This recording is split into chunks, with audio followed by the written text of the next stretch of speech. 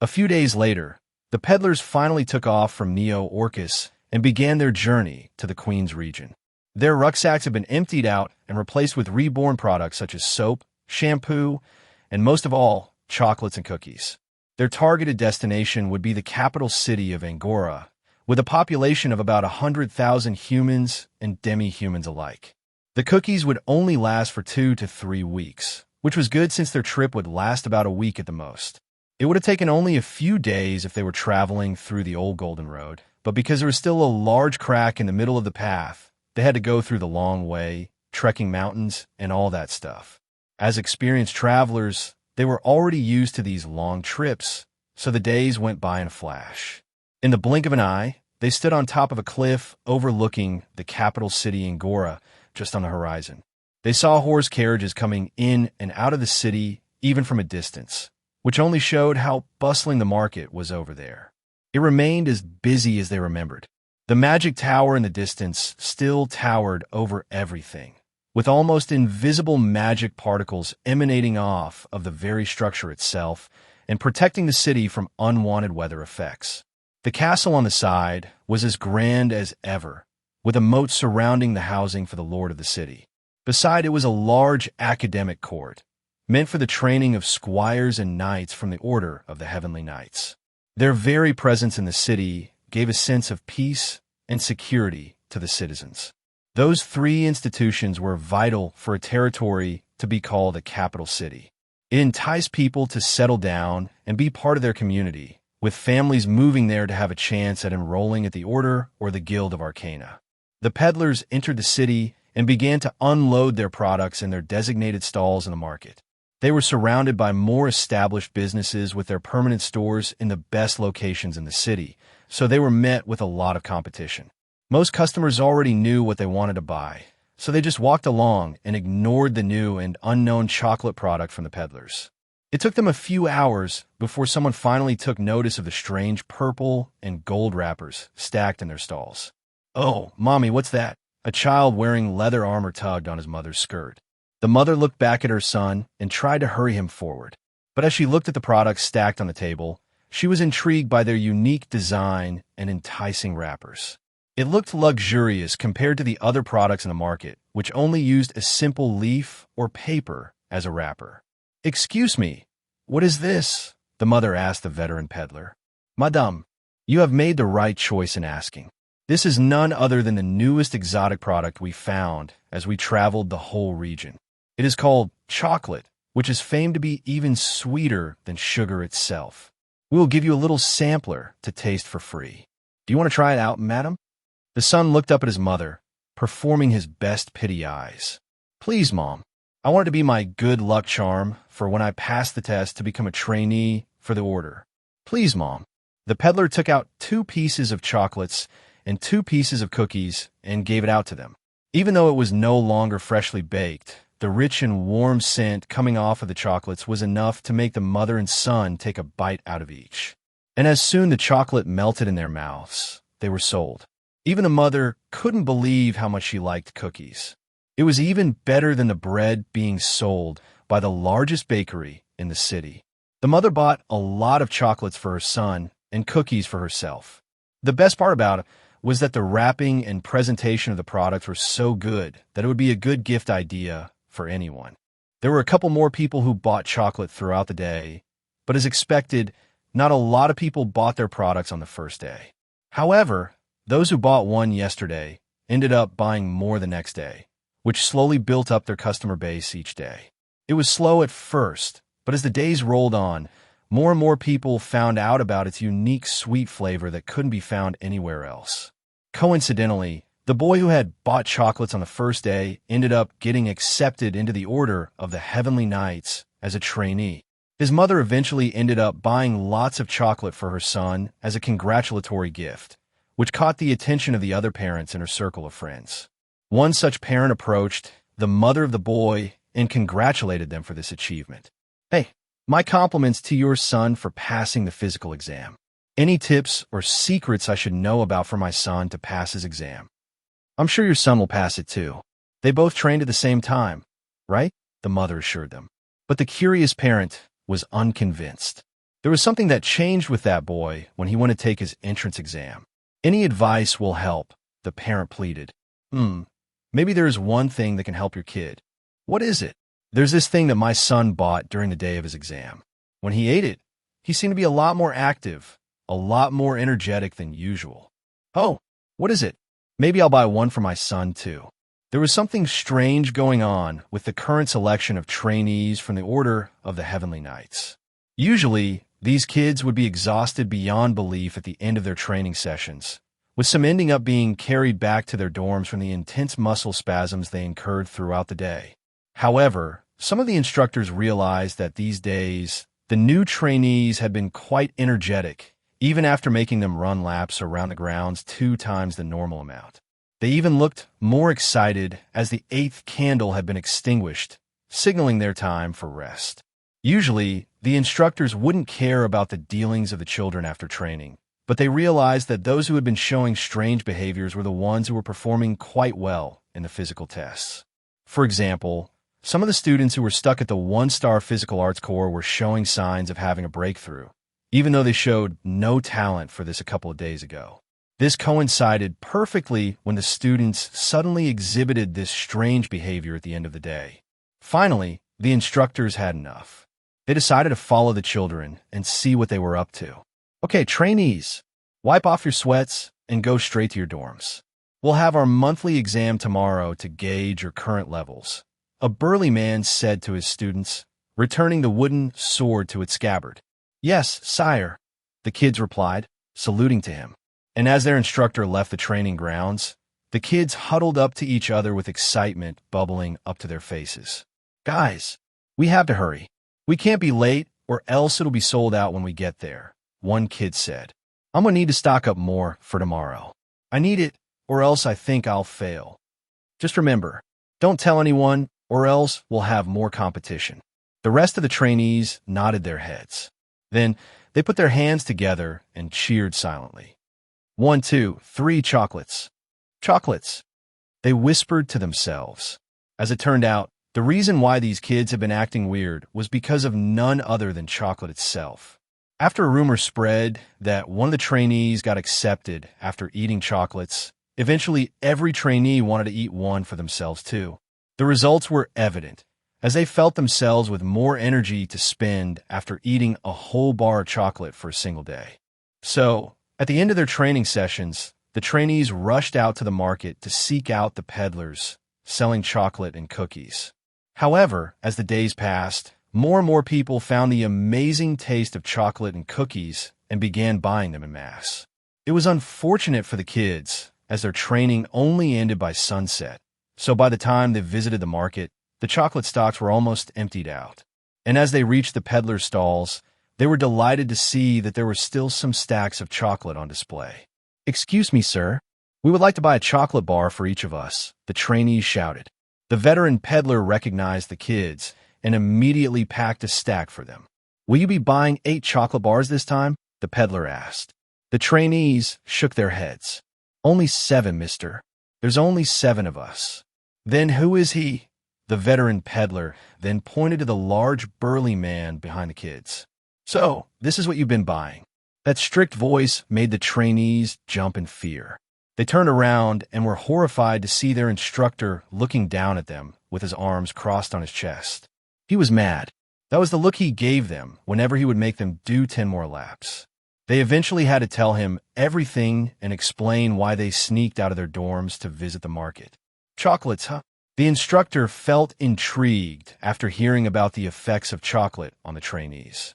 If the kids were to be believed, then chocolates almost had the same effects as cultivation pills and elixirs for a fraction of the price. Are we in trouble, sire? The instructor eyed the trainees. Yes, you are. You shouldn't have kept this to yourselves. It could have helped the other trainees become stronger as well. Next time, buy more for the rest of the class. Instead of getting lectured for sneaking out of the dorms, the instructor actually encouraged them to go out and buy more chocolates for other trainees so that they could enjoy the benefits as well. So for the next few days, everyone visiting the market would see trainees, squires, and even some knights lining up in a queue.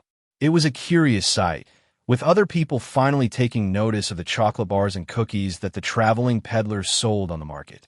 After all, if people from the Order of the Heavenly Knights were interested in these products, then it must be something good.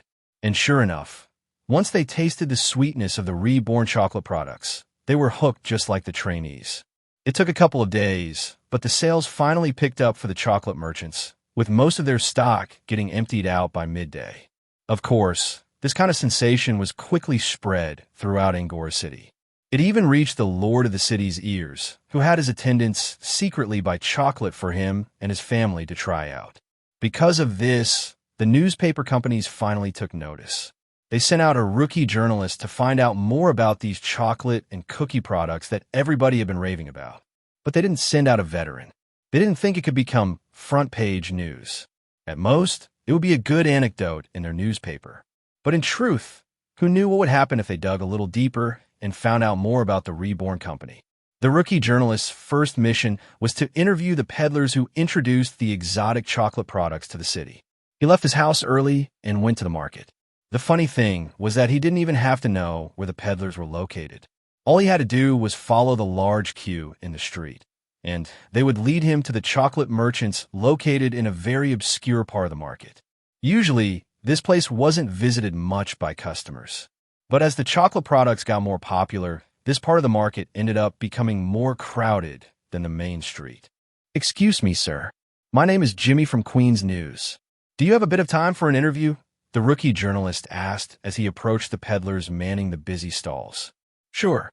I'll gladly answer any questions you have about Reborn chocolates," the veteran peddler answered happily, even though he was busy counting coins for the customer's change.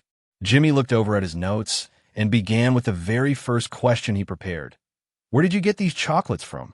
The veteran peddler smiled and said, "It came from Neo Orcus." Even without any follow-up questions, the peddler voluntarily told the story about how they ended up becoming chocolate merchants.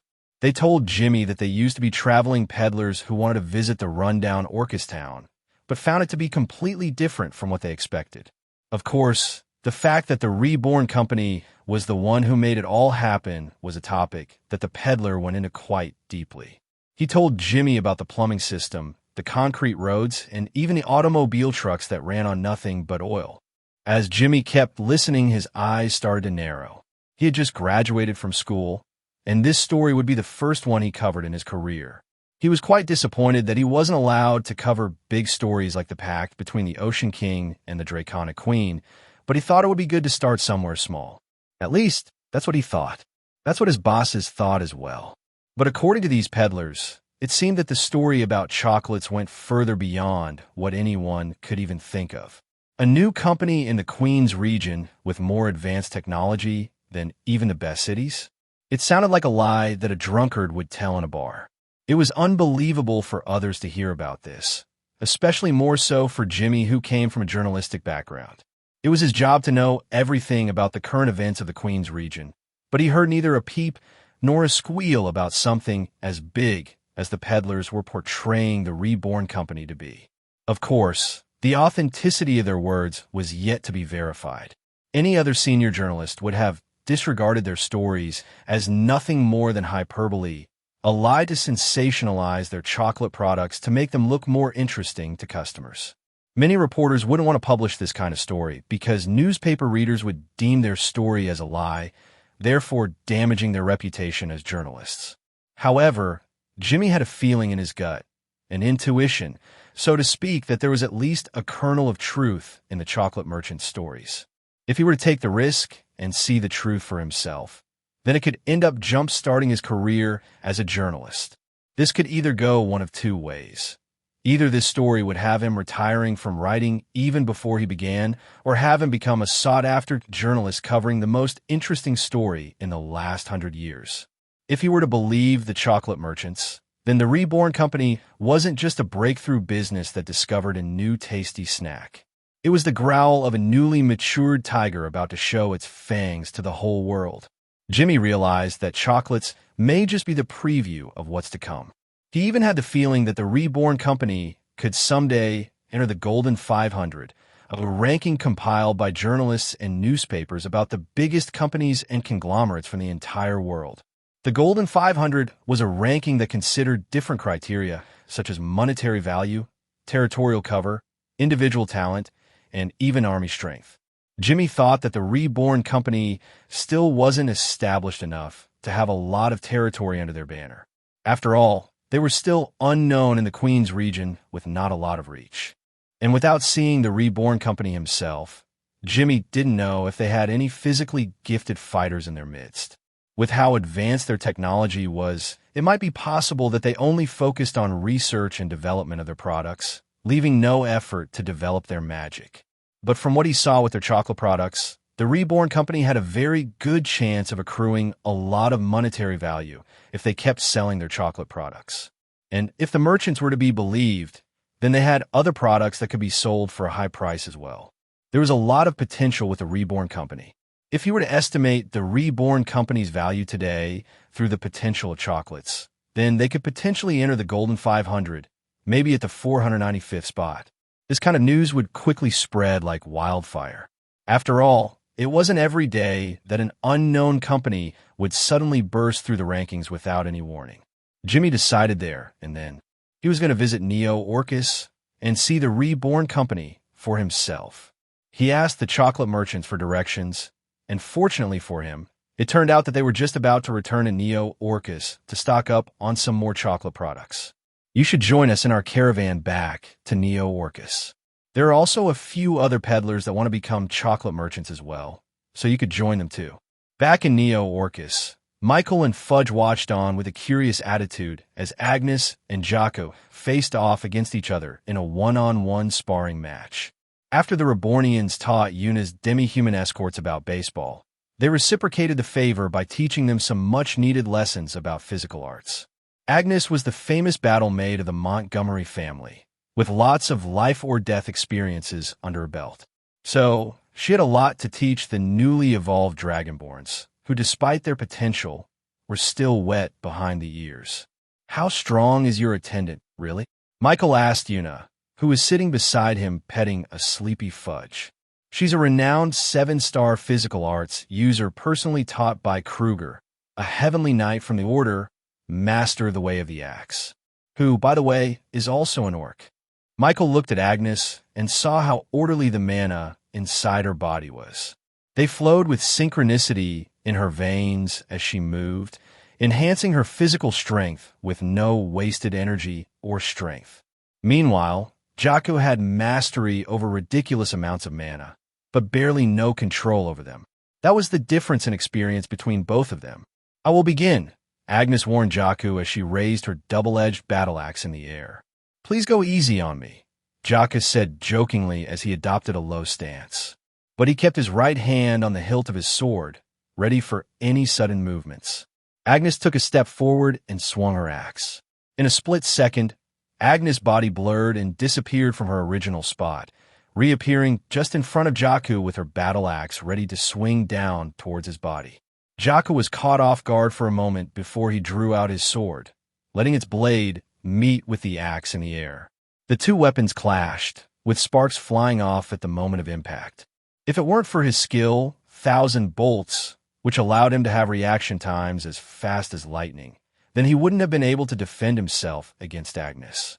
The ogre battle maid raised her eyebrows, impressed that Jocko was able to take on one of her attacks. She lowered her strength to the point of being barely stronger than Jocko, yet he showed a surprising quickness that was able to deflect her attack.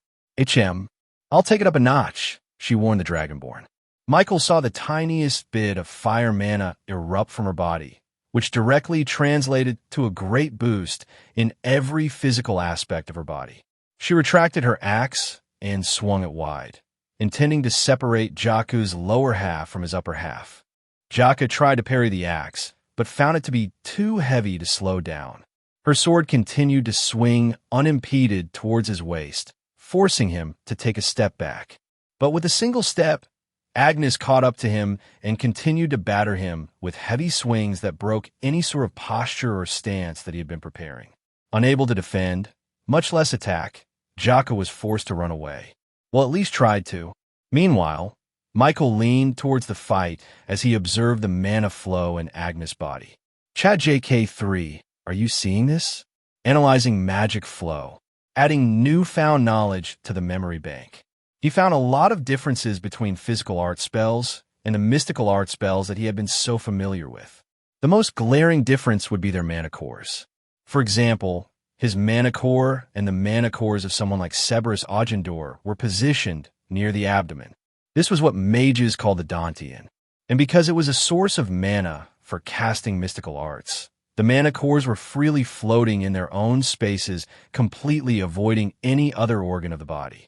This was because mana cores were filled with mana and were therefore overflowing with energy. Having it close to vital organs was tantamount to exposing it to an open campfire. In other words, they would burn. And quickly, too. Mana cores can be thought of as the cartridge of a gun, with mana being the actual bullets. Mystical arts users cast spells with the magic theory, which would act like an actual gun. This gun would be accessing the cartridge and taking a bullet so that they could fire it out of the body. Now, as long as the mage points the gun away from their body, then they wouldn't be affected by the explosive power of the bullet in any way.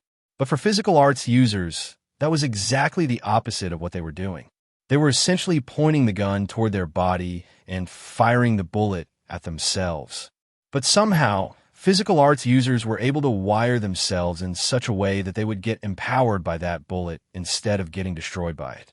The way they did it was by spreading out their mana throughout their body evenly, as opposed to the mages who concentrated their mana as dense as possible to make the energy burst out and create a bigger spell.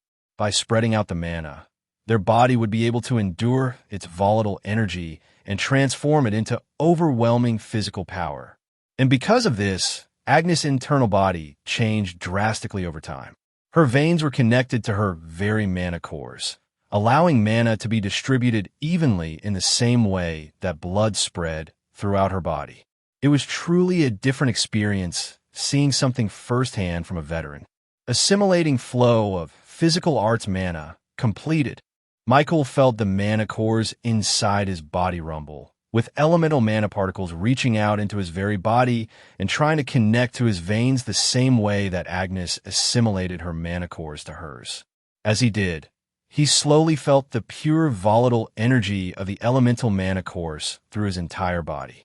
If any other person tried to forcefully do this without the proper training and exercise required, then they would find their blood turning into steam as the pure energy of the elemental mana heats their body like a furnace. But Michael was different from everybody. He had a supreme skill, which allowed him complete control over all elemental mana. This kind of reckless attempt at becoming a physical arts user would certainly be fatal for most people. This was especially so because Michael's cores contained all elements, which when combined would create unity, a very explosive combination that could level an entire city to the ground. But for Michael, the unity flowing in his veins felt reminiscent of the bathhouses he constructed in the Vanderbilt estate. It was warm at most. He was able to bear through it, just like how he was able to pass through the ball of fire from the God Forge. The unity, instead of destroying his very body from the inside, started to nurture it with immense power and energy, allowing it to undergo a rejuvenation that strengthened his entire body. His bones cracked under the pressure and were immediately repaired. His muscles tore from the bulging of the veins, but were quickly sewn back together. His tendons, his ligaments, and his cartilage were worn down before being replaced by something more resilient. This was all possible because of the increased energy received by his body from the Unity mana. It boosted the production of cells, therefore allowing his body to create new parts in a matter of a few seconds.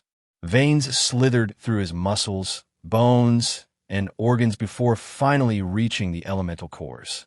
It created a kind of a spider's nest as the interconnecting veins formed an octagonal pattern in his Dantean.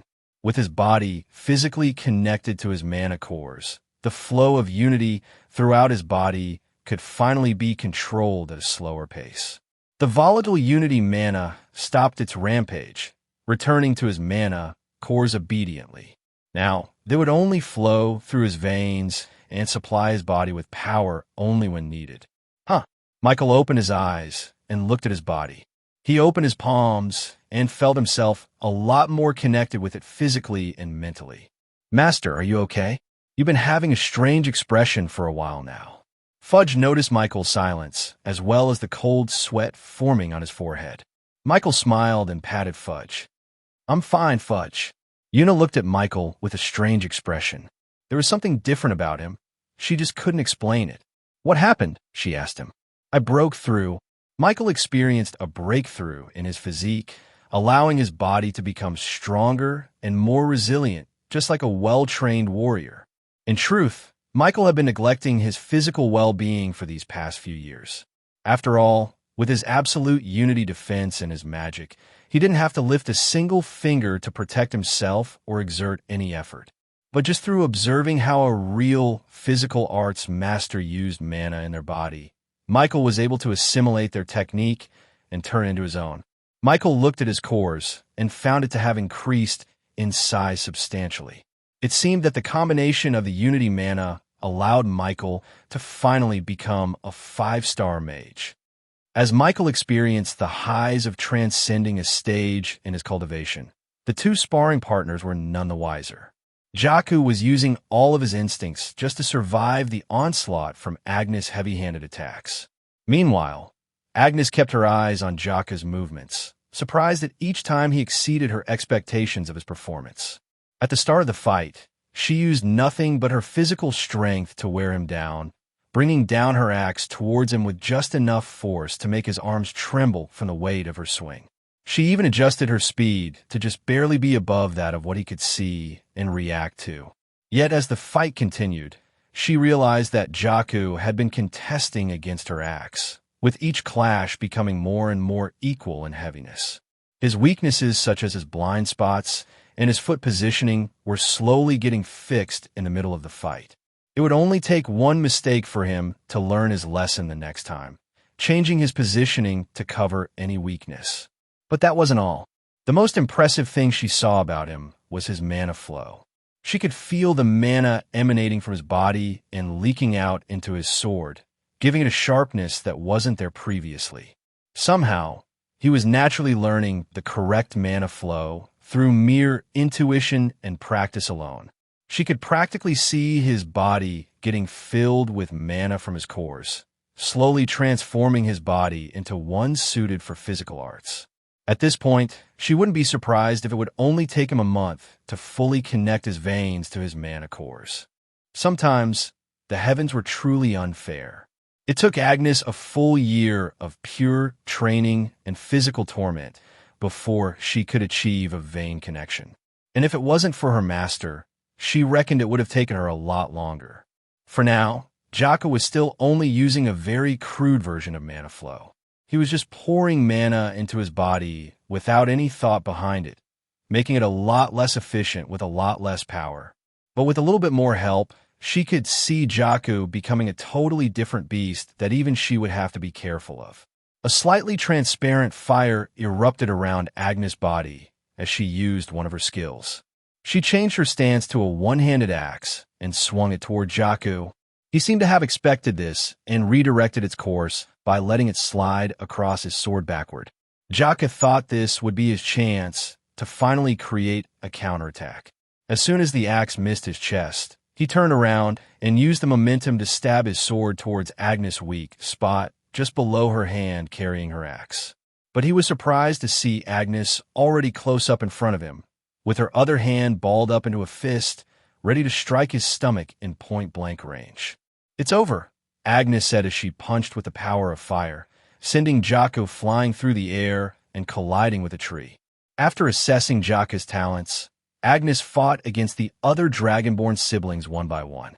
Each of them posed a very distinct lack of knowledge and foundation that a normal physical arts user would have learned during their early years as a kid. They had a good base for their physical stats, which they inherently obtained from their bloodline as Dragonborns. But the way they used their physical advantage was something left to be desired. Agnes wiped the sweat off her forehead as she knocked down Zion with a takedown leg sweep. "Ah!" Zion groaned. "I lost." It looked like the youngest Dragonborn was still disappointed that he couldn't defeat a 7-star physical arts master. "Don't worry, bro. I lost too, Amisa whispered, consoling her little brother. Meanwhile, Shiina bowed to Agnes and thanked her for the lessons. This was the first time that the Dragonborn sparred with someone as experienced as her, and it gave them valuable lessons that they sorely needed. We appreciate you for teaching us our faults. We will reflect upon them and be better next time. It was my pleasure, Agnes said, lowering her axe. Fighting with you has opened my eyes. Agnes looked at Shiina and the rest of the Dragonborns in a completely new light. Before the sparring session, they were merely novices who barely knew how to wield their weapons.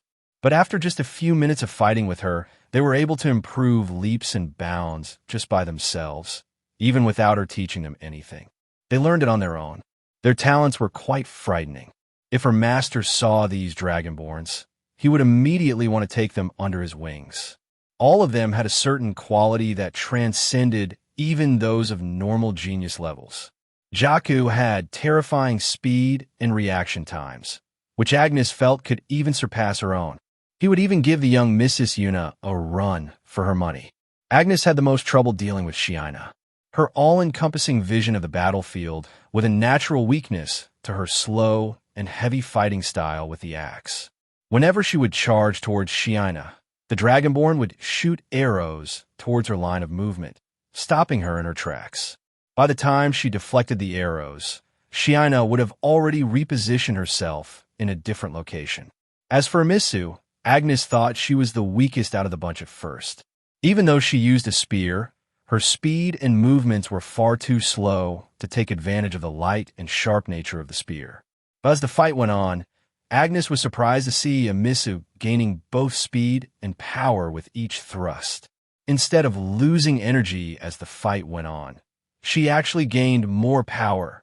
Near the end of the fight, Agnes actually felt herself losing by a little bit. But of course, she outmaneuvered Amisu through skill and experience, throwing her off her balance and stopping her momentum. Those three Dragonborns showed great promise, which already surprised Agnes. But as she went on to fight Zion, she realized that he was the one most talented out of them all. The youngest Dragonborn was a very different kind of beast entirely. His jabs and punches were sharp and heavy, with his footwork perfectly allowing him to dance in and out of range at his discretion.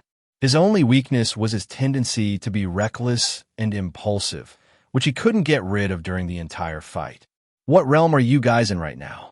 Agnes asked. Shiina looked deep within herself and answered, "We are all at the 2-star level, Miss Agnes." The ogre battlemaid chuckled and shook her head. They were only at the 2-star realm, yet were exhibiting strength at the 3-star realm. It was quite absurd to experience such an overwhelming talent from these siblings. And they weren't even using mithril artifacts. Agnes saw how the Rebornians increased their magical power by wielding a mithril artifact. If they did wield it, by her estimation, it wouldn't be surprising for the Dragonborns to exhibit strength similar to a 4-star level warrior, while still being in the 2-star realm. She could only sigh at the unfairness of the world. The Rebornians were truly a different breed of their own. Your physical talents are good, but it will only take you so far. If you want to improve your powers, then I suggest you practice these physical art spells in the meantime. Agnes approached Jakku first, showing him firsthand how to cast the 2-star spells such as Lightning Steps, Thunderous Slash, and Electric Touch. All of those spells increased in power the faster it was performed, so it would make use of Jakku's natural quickness into a viable weapon. Shrouded Critical Strike, Misty Step, and Silent Shot were perfect spells for the sharpshooter Shiina. It would allow her to increase her arrow's penetrating power, while also allowing her to easily obscure herself from her enemies. As for Misu, the kinds of spells that would enhance her fighting capabilities were those that would allow her to cover for her slow starting point. Whirlwind Sweep, Turtle Defense Thrust, and Standing Shaolin Stick would allow her to push, defend, and evade her attackers while she gathered up momentum. And lastly for Zion, Agnes didn't really know what to give him. His natural skill, Space Breaker Punch, was already a devastating attack that didn't need any additional support from a normal physical art spell. The only thing she could help him with was teaching him the basics of fighting, the techniques, the tricks, and all that. It only took the Dragonborns a few hours before they fully learned the magic theory of the spells. Using Agnes' training regimen of constant sparring, they started practicing their skills with the Montgomery escorts, who were all quite adept at fighting. Meanwhile, Michael returned to his house to consolidate all that he'd learned after observing physical arts the whole day. Progress to next update, 9%. The realizations from his breakthrough allowed him to have a more intimate sense of physical arts, which gave him a good idea for improving the design of his mithril artifacts. When he first created mithril, he had nothing to draw inspiration from other than his own experience as a mystical arts user. He inputted the mana into the Damascus steel the same way that he stored mana in his cores. He concentrated his mana core to be as little as possible so that drawing mana from it would result in a stronger release in the spell. Because of this, when a fire mage wielded a mithril artifact wand with pure fire mana, then he would find the potency of his fire spells increased by almost 30%. However, the downside of this was that he couldn't wield any other mithril artifact, or else it would interfere with the effects of the first artifact. For example, if a mage used a fire mithril wand and a water mithril wand at the same time to increase the power of his steam-related spells, then the two mithril artifacts would only cancel each other out. Now for normal people, this would be fine. After all, most only had one elemental mastery. However, Rebornians who were awakened with the inherent talent to master all elemental mana would be forced to stick to only one mana for their mithril artifact. It was very limiting. Michael thought he would have to find more Godforge pieces before he was able to solve this particular problem, but as it turned out, all he needed to do was learn more about physical arts. By transferring what he learned from seeing Agnes use physical arts to create a mithril artifact, then he could change the limit of what mithrils could do. Imitating the mana flow of physical arts users into mithril would allow the resulting artifact to become less potent and less concentrated, allowing the mixing of different elemental mana without it canceling each other out. To explain this better, the previously condensed mithril artifact could be thought of as a solid block of metal. If one solid block of fire element tried to pass through another solid block of water element, then they would collide and prevent each other from advancing further. But if you were to make those elements a lot less condensed and turn them into a gaseous form, then they would be able to coexist together in a single space. ChatJK3, is my thinking correct? There is viability in your theory, but the full effects of such change are hard to predict. It is best to test it out on your own. Michael didn't wait any longer and jumped into his own shadow, arriving in the nation of Reborn within just a single second. He ascended behind Thrain, who was startled and ended up missing a hammer strike. Sorry for coming up unannounced, Michael apologized. No, Boss Michael. It is our pleasure to have you here in our forge. Thrain put down his mithril hammer and wiped the grime off his hands. Michael looked around and saw multiple furnaces spewing fire and molten slag as dwarves worked on their projects nonstop. They hammered glowing metal in a rhythm, only stopping to greet Michael as they realized his presence. This was the Reborn Forge, where every metal product needed by the nation was made. Specifically, this place was where the ancient dwarves like Thrain worked to create mithril artifacts to supply for the growing population of Rebornians. The rate of production wasn't that fast since only a few of them were able to evolve as ancient dwarves. What can we do for you, boss? I'm going to need a few Damascus steel samples to make in a mithril. I think I'm on the verge of discovering something new, he said to Thrain. The dwarf's eyes widened before he quickly scrambled to the chest by his side, which was fully stacked with unprocessed mithril ores. Is there a particular shape you're looking for? Make a full set of armor for me and the Dragonborns, Michael requested. Thrain already knew the measurement for them and quickly went to work. And since Michael was quite excited at the thought of putting his new theory to the test, he couldn't just sit still. He looked for an empty workstation and helped Thrain create the Damascus steel armor they were going to create into mithril artifacts. Meanwhile, on the very outskirts of the forest, an Orcanine orc dragged a full sack of cacao seeds towards Neo-Orcus. He was one of the guards specifically tasked by his chieftain to give the Rebornians their sacred cacao fruits. As he walked closer to Neo-Orcus, His wolf-like ears suddenly twitched as they picked up a metallic ding echoing in the forest. Now, this sound was already quite strange to hear in the usual silence of the environment, but then this sound was followed by raucous shouting. The direction this sound came from was none other than the new territory of Neo-Orcus. Are they worshipping something like us? The Orcanine orc thought to himself. He thought they were the only ones who shouted and banged their chests as a form of prayer for the goddess. But as it turned out, they weren't the only ones. Curious as to what the Rebornians consider their sacred grounds, the orc made a slight detour and followed the cheering in the distance. It didn't take long before he saw a metal fence separating the forest and a large open field on the horizon. The orc peeked through the holes of the fence and saw both humans and demi-humans positioned in strange places in the field, looking up at the sky as if searching for something. And beyond them was a large crowd who was the source of all the cheering. His eyes narrowed as he saw a demi-human with dragon-like scales and a tail behind them. He recognized her as one of the attendants of the young reborn chieftain. She lifted one of her feet and used the momentum of her fall to throw a small ball toward the demi-human opposite her. The Orcanine orc's ears stood in attention as he focused on the ball, just exactly like a curious dog. He wanted nothing more than a chase after the ball. But no matter how much his canine other half wanted to go into the field and fetch the ball, he couldn't. His chieftain was adamant in his orders to never interfere with the things of the humans. After all, they needed to earn their favor, not their ire. So the Orcanine orc stayed his hand and allowed himself to simply watch the strange ritual of the Rebornians.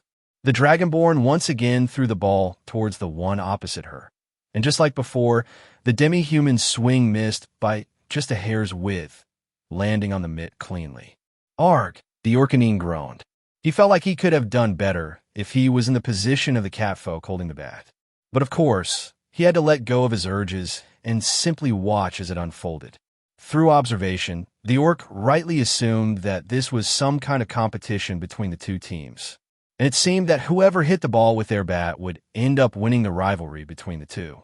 As he listened closer, he heard the crowd chant towards the demi-humans, cheering them on. Come on, you can hit a home run. You can do it. Go, go, go. Through context alone, the Orcanine figured out that scoring a home run must mean hitting the ball so far away from the opposition that they couldn't catch it any longer. This must be their way of worshipping the earth goddess. It must be, the Orcanine exclaimed. After all, it was only when the ball was hit by the metal bat did the crowd cheered and shouted, just like how their tribe shouted at their sacred grounds to show thanks to the goddess. Figuring this out led the Orcanine orc to become a lot more intrigued with this little competition within the Rebornians. Not only did he like the fact that they were worshipping the goddess, but he also liked the rivalry aspect between the two teams. It gave him the same feeling as when he was facing their very own rival, the Orcupine tribe. He watched for hours and hours, figuring out how the game was played and the rules that bound it. He completely forgot about the fact that he had to give the sack of cacao beans to Neo-Orcus. And throughout the different games, the Orcanine orc found himself cheering for the underdogs of the competition. They seemed to be named the Montgomery Escorts, and were weaker compared to the team led by the Dragonborns. He saw himself within them, and wanted them to succeed, just like how he wanted his own tribe to succeed. Whenever the Montgomery Escorts were up to bat, he would anxiously grasp the metal fence with such force that he unintentionally bent it with his fists. And when they failed to hit the ball and score a point, he would groan and express his disappointment. When the game was over, he would feel himself longing for more. After eavesdropping for a little while longer, he was delighted to find out that this game was a recurring event within Neo-Orcus. The Orcanine orc decided then and there that he would always volunteer to deliver the sack of cacao beans to Neo-Orcus so that he would be able to catch a glimpse of their games. He successfully left the sack at the gates of Neo-Orcus before he left to return to his village. A day passed, and the orc couldn't help but crave to watch the baseball game. He had to slap himself silly so that he wouldn't feel this way. Finally, the next day, the chieftain tasked him to deliver the cacao beans again. "Why do you look so excited?" the chieftain asked. I just want to gain the favor of the Reborn company, he replied, tapping his foot in nervousness. Good. We must never let the Orcupine tribe earn their favor first. They will always be our rival until we can oust them from this forest. The orc slapped his chest for the chieftain before leaving to deliver the cacao beans. But of course, after reaching the forest, he made a slight detour and found himself behind the baseball fence once again. His joy and excitement were palpable as he saw the players take their positions on the field. It looked like he made it just in time for the start of the game. It was the Rebornians versus the Montgomerys once more. But this time, it seemed that his favorite team had a new addition to their lineup. There was a young girl within their midst who regarded her metal bat with suspiciously good movement. She did some light swings in the air, which was sharp enough to send a whipping sound reverberating throughout the field. The orc knew there was something different about her and was cautiously optimistic about their chances to win the game. The last time, they weren't even able to get a single point. Finally, the game started with the Montgomerys up at bat. Unfortunately, their main opponent this time was once again the female dragonborn with white scales. She was the one who never missed a single strike in the last game. A true scary opponent indeed. And just like before, the first two players were quickly struck out, leaving the Montgomerys just one last chance before the inning ended. The orc thought they were going to lose once again, but this time, it seemed that the new girl was finally up to bat. She took her position and waited for the ball to come to her position. Then, within the first pitch, she took a large swing. A very euphoric ding resounded throughout the field before the ball was sent flying through the air. A home run. The crowd cheered and shouted, praising the young girl for her strength and skill. The Orcanine orc grasped the metal fence and bent it from his excitement. Seeing this was exhilarating. He couldn't help himself and finally shouted in triumph along with the crowd. Yeah, all right. The Orcanine orc was suddenly startled as he heard another shout just beside him. He quickly turned around and saw the last person he wanted to see. It was an Orcupine orc who seemed to have also stopped his celebration as he realized the Orcanine orc's presence. The two orcs stared at each other, not knowing what to do. Seeing his most hated rival right in front of him made the Orcanine orc's attitude do a complete 180 turn. His face turned into one a snarl, treating the Orcupine orc as if he was the bane of his life. And it seemed as if the reaction was reciprocated. The Orcupine orc frowned into one of anger as soon as he saw the furry body of the Orcanine orc. The feud that had been fueling their very tribes for years and years on end finally showed its ugly head. Even though they promised that they were going to be in a truce with each other, their hatred could not be hidden away just so easily. In truth, the two tribes are just waiting for the chance to battle it out once again and finally prove who was the better worshiper for the Earth Goddess. Cowardly bastard, the Orcanine screamed. Useless meathead, the Orcupine replied back. The two of them faced each other, just like how they had always faced each other when engaged in a screaming match. Even though their chieftains told them specifically to refrain from fighting it out with their rivals, they just couldn't help themselves. If the Orcanine orc was a little bit more level-headed, he would have realized sooner that the Orcupine orc in front of him was also secretly enjoying the game of baseball. However, his head was too filled with the shouts of his chieftain and his brothers about the cowardly Orcupines to even think about such stuff.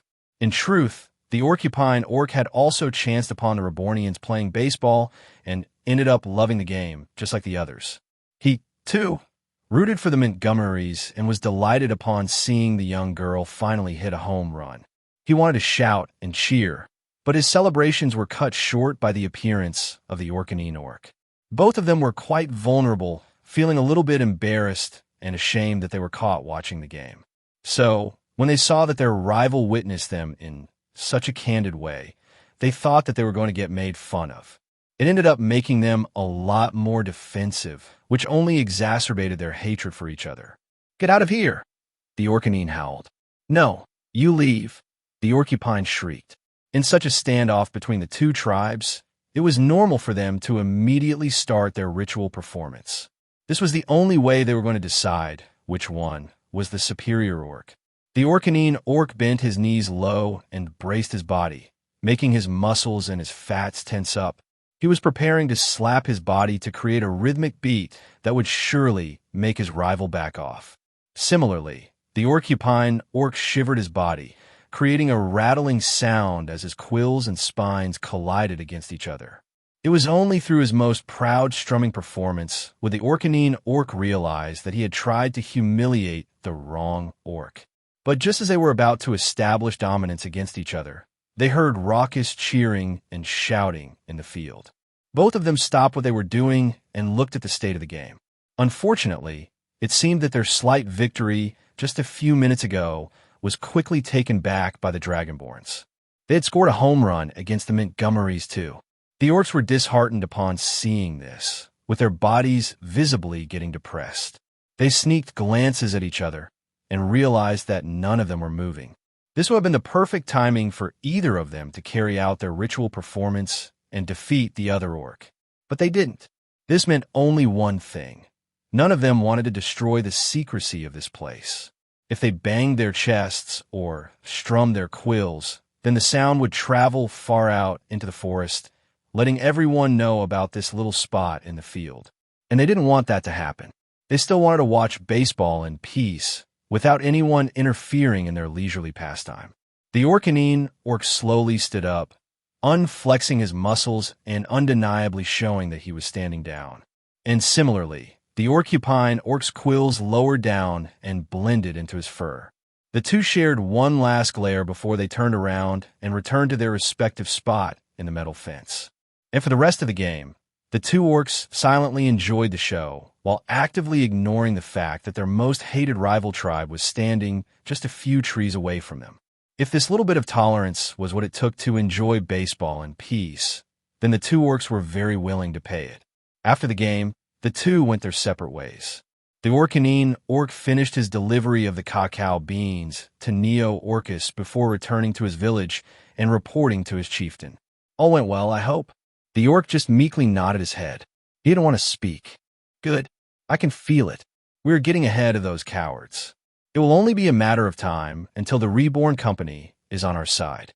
And when that happens, I will finally agree to a meeting with the Orcupine chieftain just to see the look on his face when he realizes he lost against me. After reporting to the chieftain, the orc returned to his home. Then, 2 days later, the chieftain asked for his services again to deliver the sacred cacao beans. Of course, the orc accepted it and went to the forest. He made a slight detour into the familiar metal fence and chanced upon the Orcupine orc already watching the warm-ups of the baseball players. The two shared an almost imperceptible nod of acknowledgement. There was a silent understanding between each other to just watch and enjoy the baseball game rather than trouble themselves with their tribe's rivalry. As the days passed, the orcs continued their secret enjoyment of the baseball games. They chanced upon each other so many times that they were no longer wary of each other's company. They just silently enjoyed the baseball games, not as Orcupine orcs or Orcanine orcs, but simply as fans of the game. They likened themselves to the crowds on the other side of the fence. There were both humans and demi-humans cheering with each other, with no sort of discrimination or prejudice against each other. It even became their wish to someday become a part of those crowds, experiencing the game in front of their very eyes and enjoying it with thousands of other like-minded people. It made them crave that kind of culture. "It's that young lady again," said the Orcupine orc to himself, but loud enough for the Orcanine to hear it as well. "She's good. Maybe she's what we need to finally win a game." The Orcanine orc thought to himself, but said it loud enough that even a deaf bird could hear it. In all the games that they had watched, the Montgomerys always lost against the Rebornians.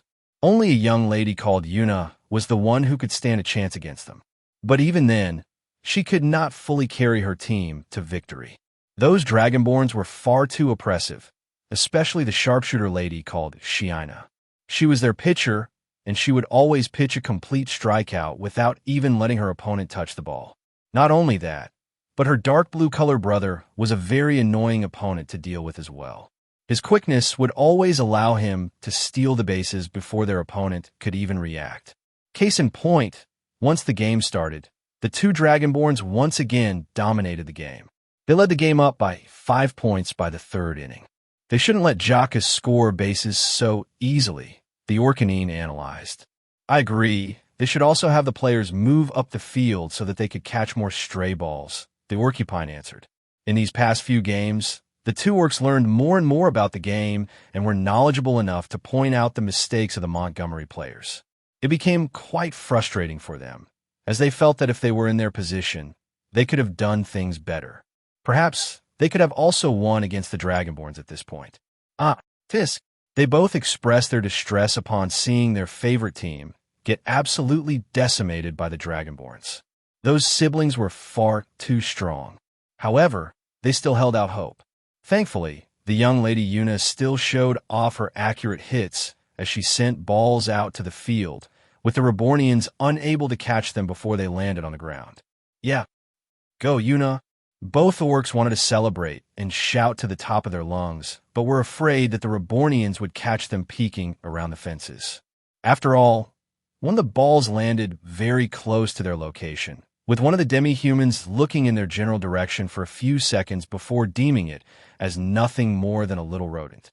Once the coast was clear, the two orcs returned to the fences and watched with expectant faces as slowly but surely the Montgomerys started to crawl back up the scoreboard. And surprisingly, the game reached the top of the 9th inning with the score in a very close 7-7. As long as the Montgomerys successfully defended this last play and outed the last Rebornian player, they could end the inning and give their team a chance to score and finally win a game. Come on. Team, you can do it. The two orcs resisted the urge to perform their rituals in an attempt to tip the balance of favor against the Rebornians.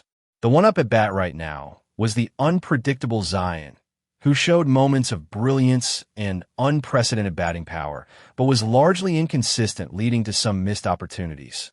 Zion's brothers and sisters tried to talk to him and warn him not to get too overexcited at hitting the ball, but it seemed that the boy was barely listening to them. Finally, he was up at bat, and at the very first pitch, the young Dragonborn swung hard and made contact with the ball. Before the ball even left the baseball bat, a very fast Jakku tried to run to home plate and score a point against the Montgomerys.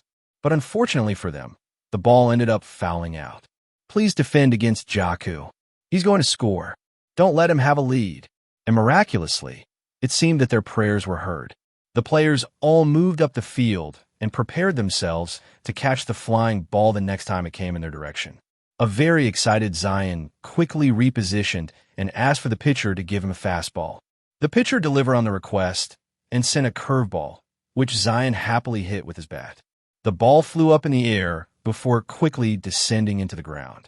Fortunately, because they changed their positioning earlier, one of the demi-humans was just in the perfect place to make a catch. He raised his glove and let the ball land on his hand, with the referee counting it as out. The Montgomerys celebrated, while Zion complained to his siblings about how it wasn't fair that he couldn't use his real strength in the game. With the last and final inning, this was their last chance to win. They just needed 1 point, and they would finally beat the Rebornians for once. And luckily, it looked like it was time for Yuna to be up at bat. She wasn't like the others and swung her bat on the first pitch, making clean contact with the ball and sending it flying in the air. As expected, it was a home run. Everybody celebrated, even the Rebornians. After practicing for a while, the Montgomerys finally won a game. The crowd went wild, chanting some kind of song to dedicate to the winners. Yeah, we did it. The two orcs celebrated as well, even getting caught up in the crowd celebration. As they chanted, the orcs couldn't help but subconsciously want to supplement it with a beat of their own. The Orcanine orc tapped his chest to create a beat, while the Orcupine orc strummed his quills to create a rhythm. The resulting sound created a surprising resonance that spread out to the field, alerting the attention of the sharp-eyed Shiina. Now, the two orcs quickly realized their mistake and immediately stopped what they were doing. This brief blunder wouldn't have mattered much if they were simply performing their rituals separately and with the same hostility against each other. However, their unexpected camaraderie led their rituals to coincide with each other into a strange resonance never before seen in the current world. It created an effect that made anyone who listened make their intake of earth mana increase drastically. Instead of it simply trickling slowly from the ground, Their rituals seemed to have made their bodies into a giant magnet that siphoned the very earth from underneath their feet. This effect might have been brief and didn't last for very long, but there was one sharp-eyed Dragonborn who quickly noticed the effects the resonance had on her body. Shiina felt the earth mana course through her veins before going to her cores, supplying it with a sufficient amount to finally break through to the next level. The mana cores in her body suddenly grew another layer underneath, finally starting Shina's journey as an official 3-star realm demi-human. In truth, the Dragonborns were already quite nearing their breakthrough from the very start. That was part of the reason why they had been playing baseball these past few days. According to Agnes, one of the best ways to advance their cultivation in physical arts was to train their body without using any skills or powers. It was quite counterintuitive, especially since all the mystical arts users they knew improved their cultivation by casting as many spells as possible. Agnes explained that physical arts users depended on their body more than their cores, so it would do them wonders if they trained their normal body for it to accommodate more mana from its surroundings. In her estimation, she believed that the Dragonborns would break through after a month of playing baseball and sparring every day. But Shiina was quite surprised to find out that she was 2 weeks early in her breakthrough. And it was all because of that weird sound that came from the forest. She narrowed her eyes and saw 2 orcs in the metal fences and rightly deduced that those sounds came from them. Upon walking towards them, the orcs immediately surrendered to Shiina and tried to ask her for forgiveness. "We beseech you to excuse our intrusion. Please have mercy."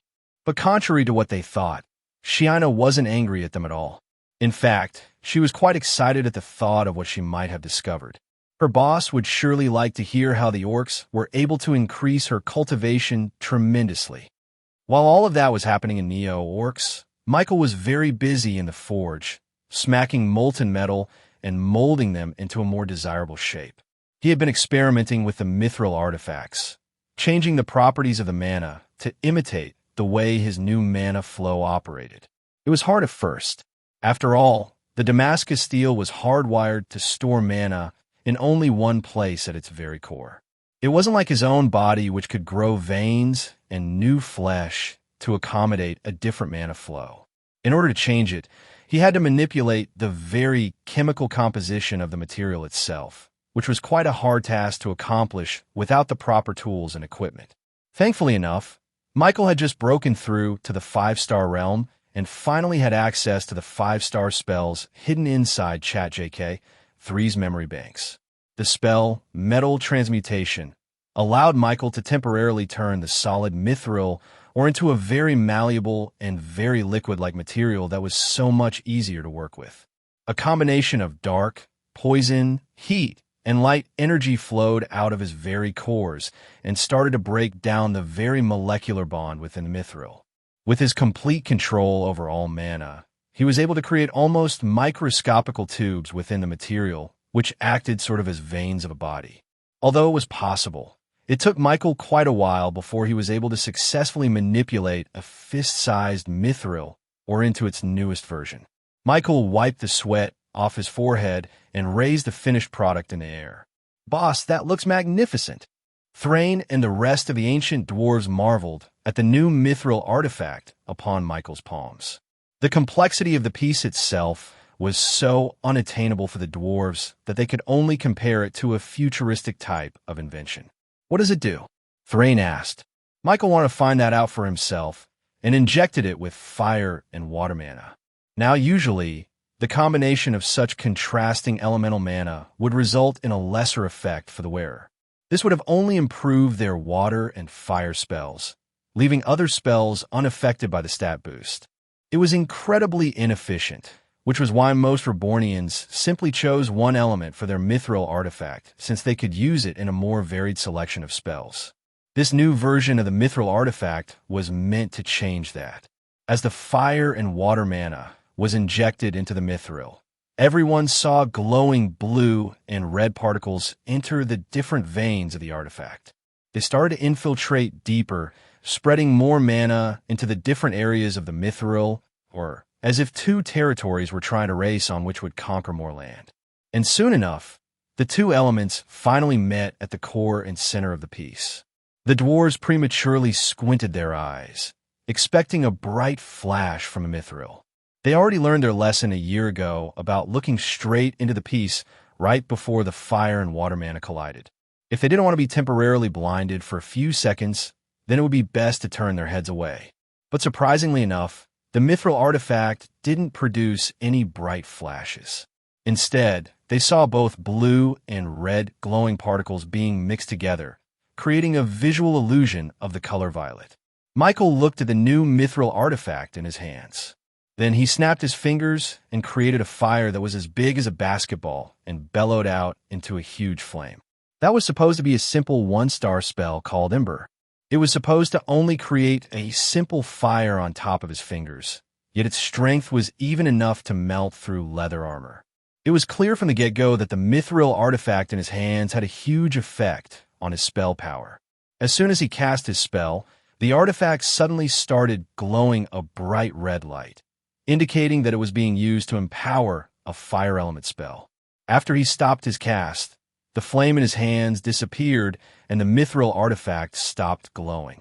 Yet, the blue and red glowing particles inside, it were still ever present inside.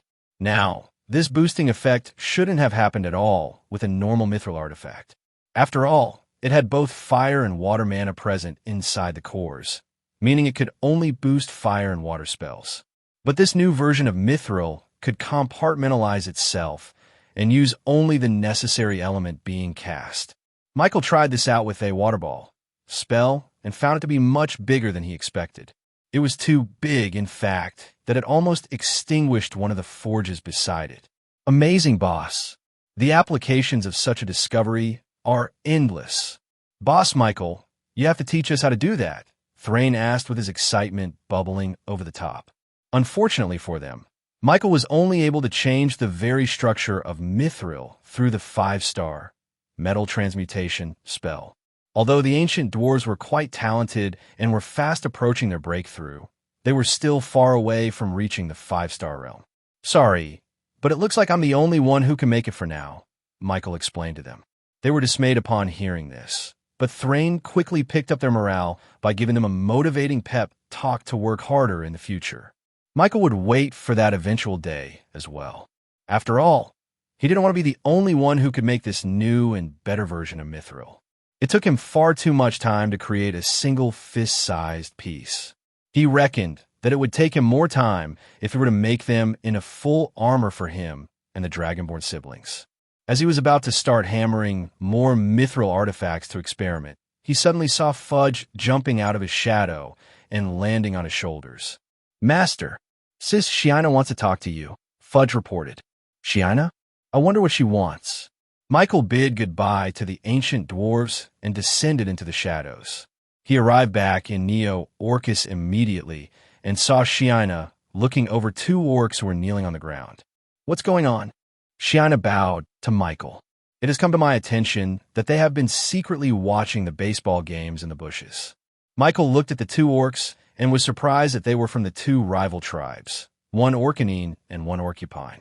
He also recognized their faces as the ones who had been delivering the cacao beans right into the gates of Neo Orcus.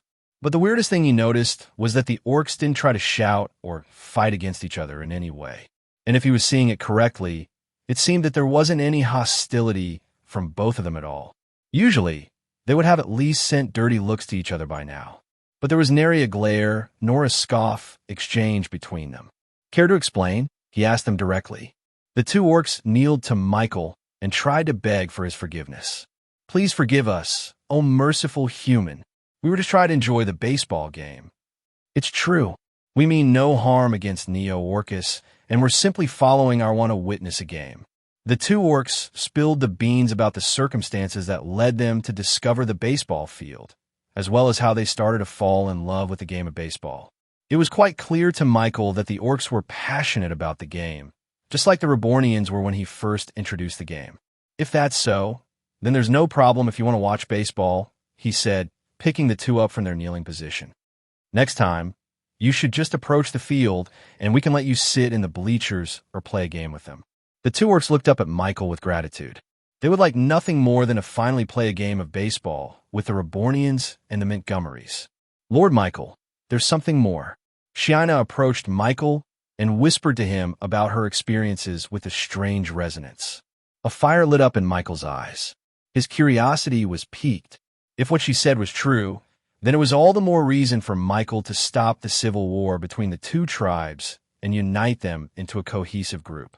The unexpected resonance between the Orcanine and Orcupines was perhaps a glimpse at their true potential. There must have been a reason why those two tribes used to be part of one single group, and how they were able to coexist during the ancient times. Can you try to repeat it? Michael asked the orcs, but it seemed that they were clueless as to what Michael was talking about. Even they didn't know the kind of effect that their overlapping rituals would make, or if it even had one at all. They had always been fighting and shouting at each other for years on end now. Yet the only kind of effect it harbored was a very annoying noise that reverberated through the forest. It definitely wasn't the kind of effect that Shiina was describing. Still, the orcs obeyed Michael's instructions and started their rituals. The Orcanine orc slapped his biceps, while the Orcupine orc shivered his quills.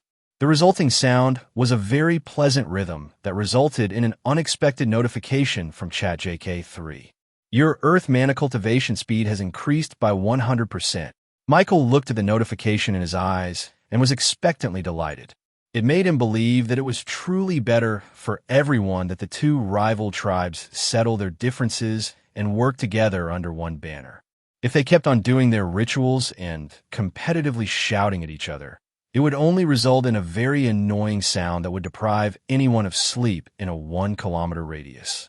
But if they started working with each other and treating each other as brothers rather than rivals, then they could end up becoming a lot stronger than even they thought. After all, increasing the intake of mana directly impacted their overall strength individually, as well as overall. Right now, the resonance between the two orcs only resulted in the increase of earth mana. Michael guessed that the reason for this was because their species as a whole were naturally talented with it, and was probably brought about by their passionate devotion to the earth goddess that they had been worshipping. Now, this was already a great boon for the orcs as well as the Rebornians. But if they were to join Michael and become part of the nation, then they would have the chance to evolve their bloodlines and increase their mastery over the elements, becoming proficient in all of them. Michael guessed that this would result in the orcs' resonance increasing the cultivation rate of not only the earth mana, but all of it as well.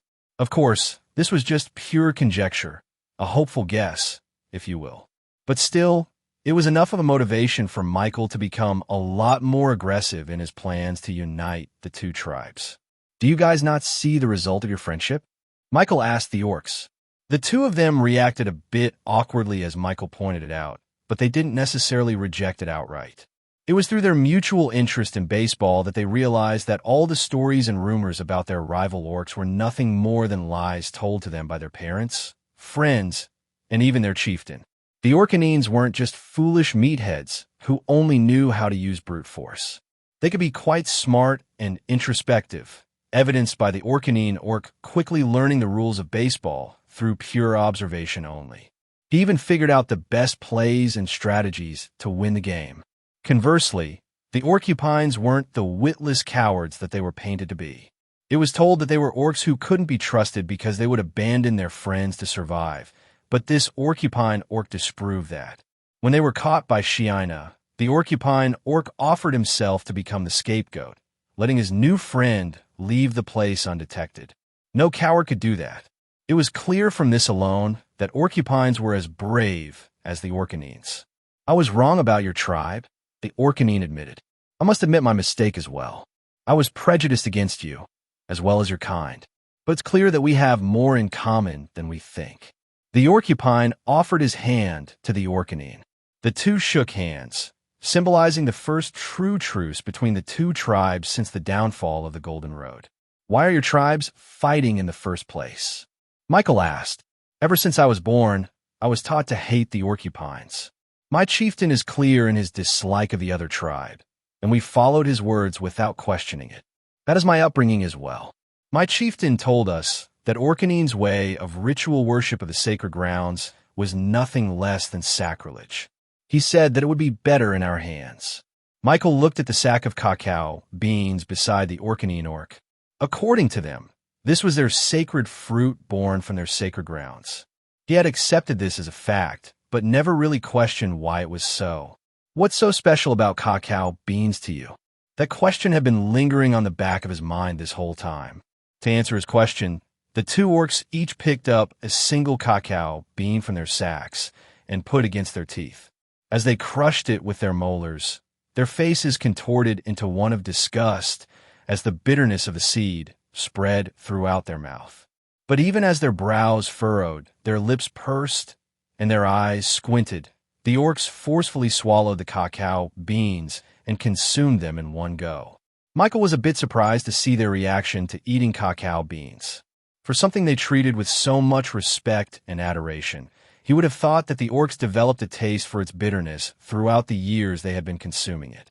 But judging from their faces, it was clear that they detested eating cacao beans even now.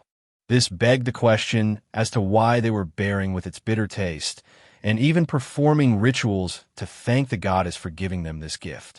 The answer presented itself to Michael just a few seconds later.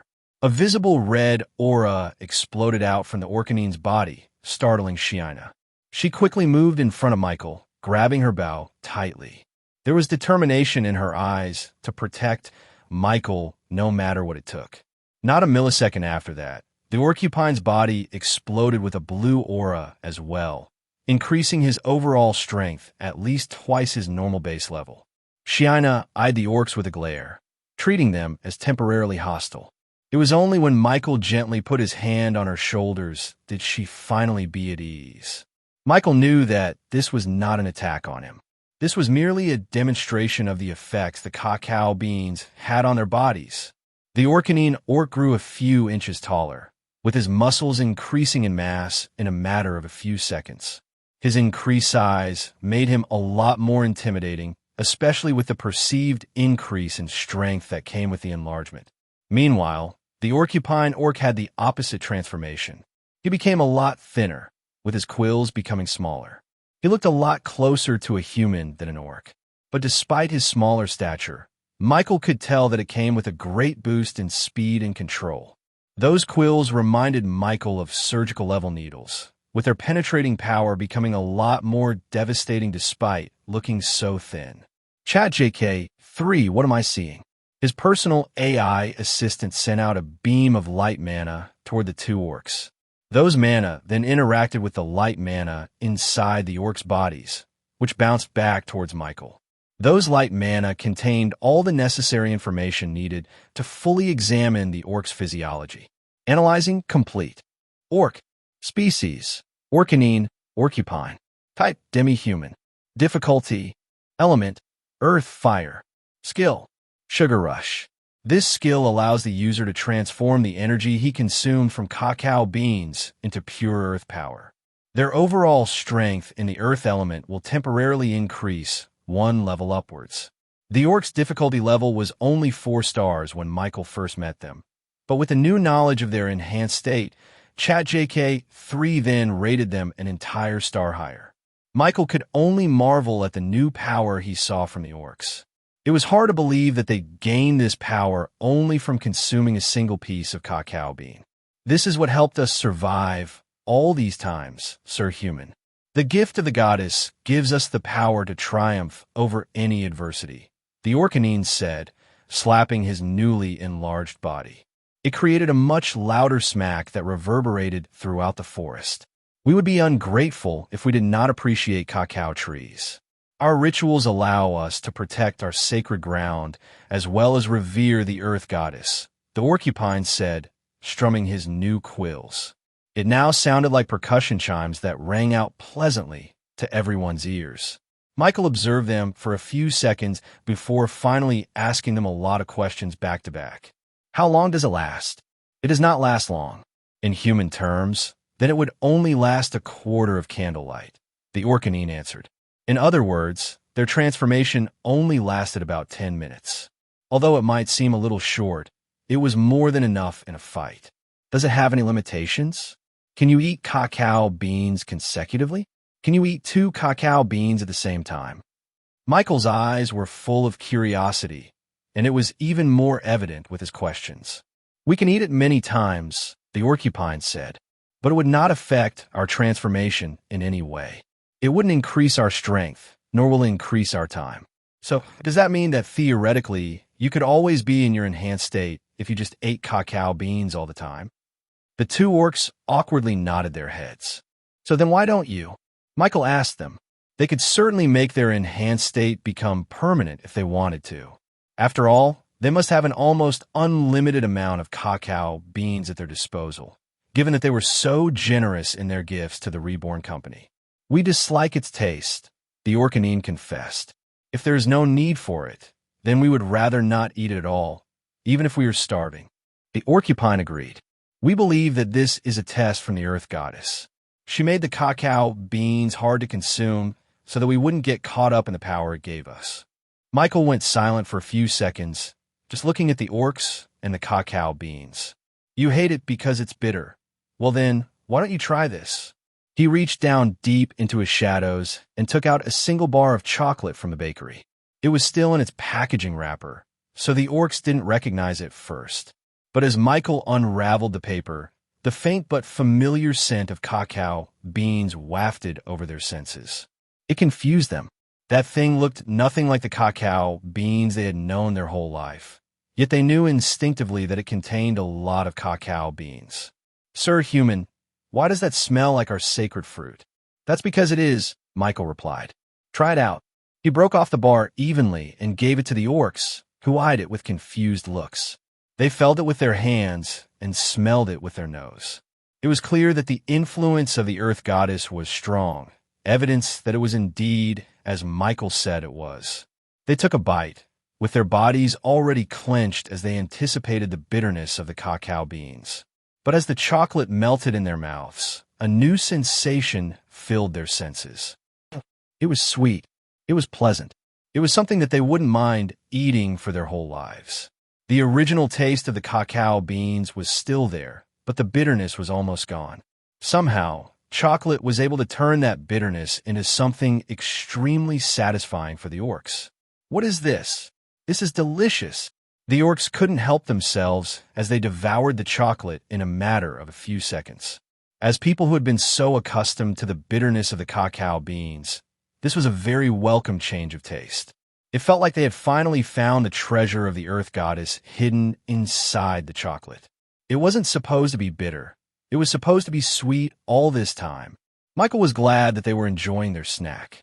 Seeing them react so positively to the chocolate meant that there was a chance that Michael could leverage chocolate into something that would push a change into the 2 orc tribes. He hoped that chocolate could unite the 2. Of course, Michael wasn't doing this without any ulterior motives. If he was going to be honest with himself, then he would admit that he wanted to assimilate their sugar rush skill for his own. His desire for assimilating the orc tribes into his nation grew stronger as Michael envisioned the possibilities this could entail. If they became his citizens, he could awaken their talents and subsequently upgrade their skills and their affinity to mana. Right now, their sugar rush skill only increased the strength of their earth element spells. But if he were to get his hands on it, then Michael was sure that he could upgrade that into a greater version of it where it could boost all elements. If he were to couple this with their resonance ritual, then the orcs could turn out to become an incredibly reliable source of security. How did you like the chocolate? Michael asked, though he didn't need to hear them say it to know their answer. Their delighted faces and longing for more chocolate were more than enough for Michael to know they were hooked. As it turned out, the orcs were quite sweet-toothed. Chocolate was something that would have made them addicted, regardless if it was made out of their sacred cacao beans or not. It was just a very fortunate coincidence that, as it turned out, their favorite food could also activate the hidden strength within their bodies. Every orc hated eating raw cacao beans, with some even foregoing consuming it entirely, choosing to not boost their strength even when they needed it. But with this chocolate, the orcs knew that their tribes would immediately consume all the chocolate they could see. You are truly the blessed son of the Earth Goddess, the Orcanine orc said to Michael, with his eyes glazing with amazement. Michael was a little bit surprised with his sudden show of devotion. What? Our chieftain said that the owner of Reborn is a blessed son of the earth. Her disciples said so. The shadow underneath Michael's feet flinched upon hearing this. Of course, Michael caught wind of this and immediately guessed that this was one of Fudge's shenanigans. Anyway, if you want to eat chocolate and play baseball, then I have just one favor to ask of you. The orcs looked at Michael and kneeled, showing their readiness to do whatever he asked of them. Can you help my dragonborns? The two orcs looked at each other, not knowing what Michael was talking about. A couple of minutes later, everyone had gathered back into the designated open field sparring gymnasium in Neo-Orcus. This was where Agnes trained the Dragonborns and the Rebornians about physical art spells. Sir Human, what would you like us to do? Michael then pointed at the Dragonborns, who had changed out of their baseball attire and into their fighting outfits. Opposite them were the Montgomery escorts, who had also changed into something a lot more appropriate. I want you to perform your resonance ritual for as long as they are practicing their skills, he said to them. If you do that, then I will compensate you for your efforts with more chocolate and a free pass to any of Neo-Orcus amenities available. That means you can play as much baseball as you want. The orcs looked at Michael, speechless. Will that be hard? He asked them. Training sessions lasted for a few hours, so he didn't know if the orcs had that much stamina to perform their rituals. No, Sir Human. The Earth Goddess created our bodies to have enough energy to give thanks to her for a full week non-stop. But is it really this easy? They would have thought that precious chocolates would cost a little more effort from them. If it's easy for you, yeah. Oh, and you should wear these while you work, Michael said as he clipped a set of portable mics on their bodies. This was directly connected to the speakers on the side. The speaker loudly copied the Orcanine's voice, which startled the both of them. Michael told them that there was nothing to be afraid of and that these were just mithril artifact speakers meant to increase the effects of their resonance ritual. Of course, the orcs had no idea about any of this, but they trusted Michael enough to go through with it. Meanwhile, on the sparring field, Jocko faced Agnes once again. This time, they had been practicing every day, so Jocko was no longer the novice he once was. However, he still wasn't able to triumph against the famous Montgomery battle maid. As the two clashed weapons, Michael signaled for the orcs to start their rituals. Boo! Two! R.A. Ta! Their cries were a lot more intense as they took a bite out of the bar of chocolate. With their boosted bodies, their ritual performance became a lot louder and fiercer. Not only that, but their voices were transmitted into the mithril speakers, increasing its effects multiple times. As the resonance from their distinctly different booming slaps and chiming strums met in the air, everyone in the sparring field felt their blood boil in excitement. The adrenaline in their bodies made them feel like they were in an actual war, with the stakes in the realm of life or death. Even Agnes felt the hairs on the back of her head start to stand up, as if she was forced back to her childhood when she faced against hundreds of enemies. She could only laugh at how absurd everything about the Reborn company was. This kind of atmosphere was the perfect environment for a warrior to enhance their senses and gather experience. Feeling their blood boil in both fear and excitement was a true fertilizer for increasing the strength of a physical arts user. That was why a lot of soldiers and warriors broke through during times of war and stagnated during times of peace. It was hard to stimulate a person's growth through practice because there was no real threat to force their bodies to evolve. But now, Michael and his company found a way to produce the same effect without the inherent risk of war. She felt the mana in her body start to churn as it began taking in the earth mana from down below. Even though she didn't have an earth mana core, the earth mana took with it the fire mana inherent in the environment and dragged it into her body. As she looked forward, she saw a sense of relief in Jakku's eyes, with his body becoming a lot more relaxed. He broke through, that easily. As the sparring sessions continued, the Dragonborns each finally took that next step and became 3-star level warriors of their own. Although their inherent talent and their hard work were the majority contributors to this breakthrough, it couldn't be denied that the strange effect of the orcs shouting influenced it to a big extent. And they weren't even the only ones benefiting from this. Even Agnes' demi-human allies were showing signs of increasing their cultivation by a large margin. They were Montgomery escorts with all the pills and help they could get to increase their strength. Yet this was perhaps the easiest way they had ever improved their mana cores.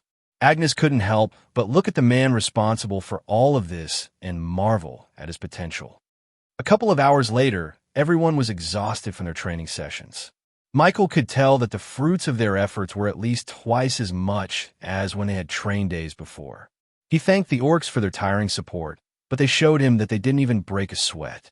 This was easy for them, as they were truly grateful for the chocolate that he had given them. After giving them free rein to play baseball with the Rebornians, the two orcs finally returned to their respective forests. But before they left, Michael asked them for another favor. It would be great if you could change the perception of your rivals to your tribes.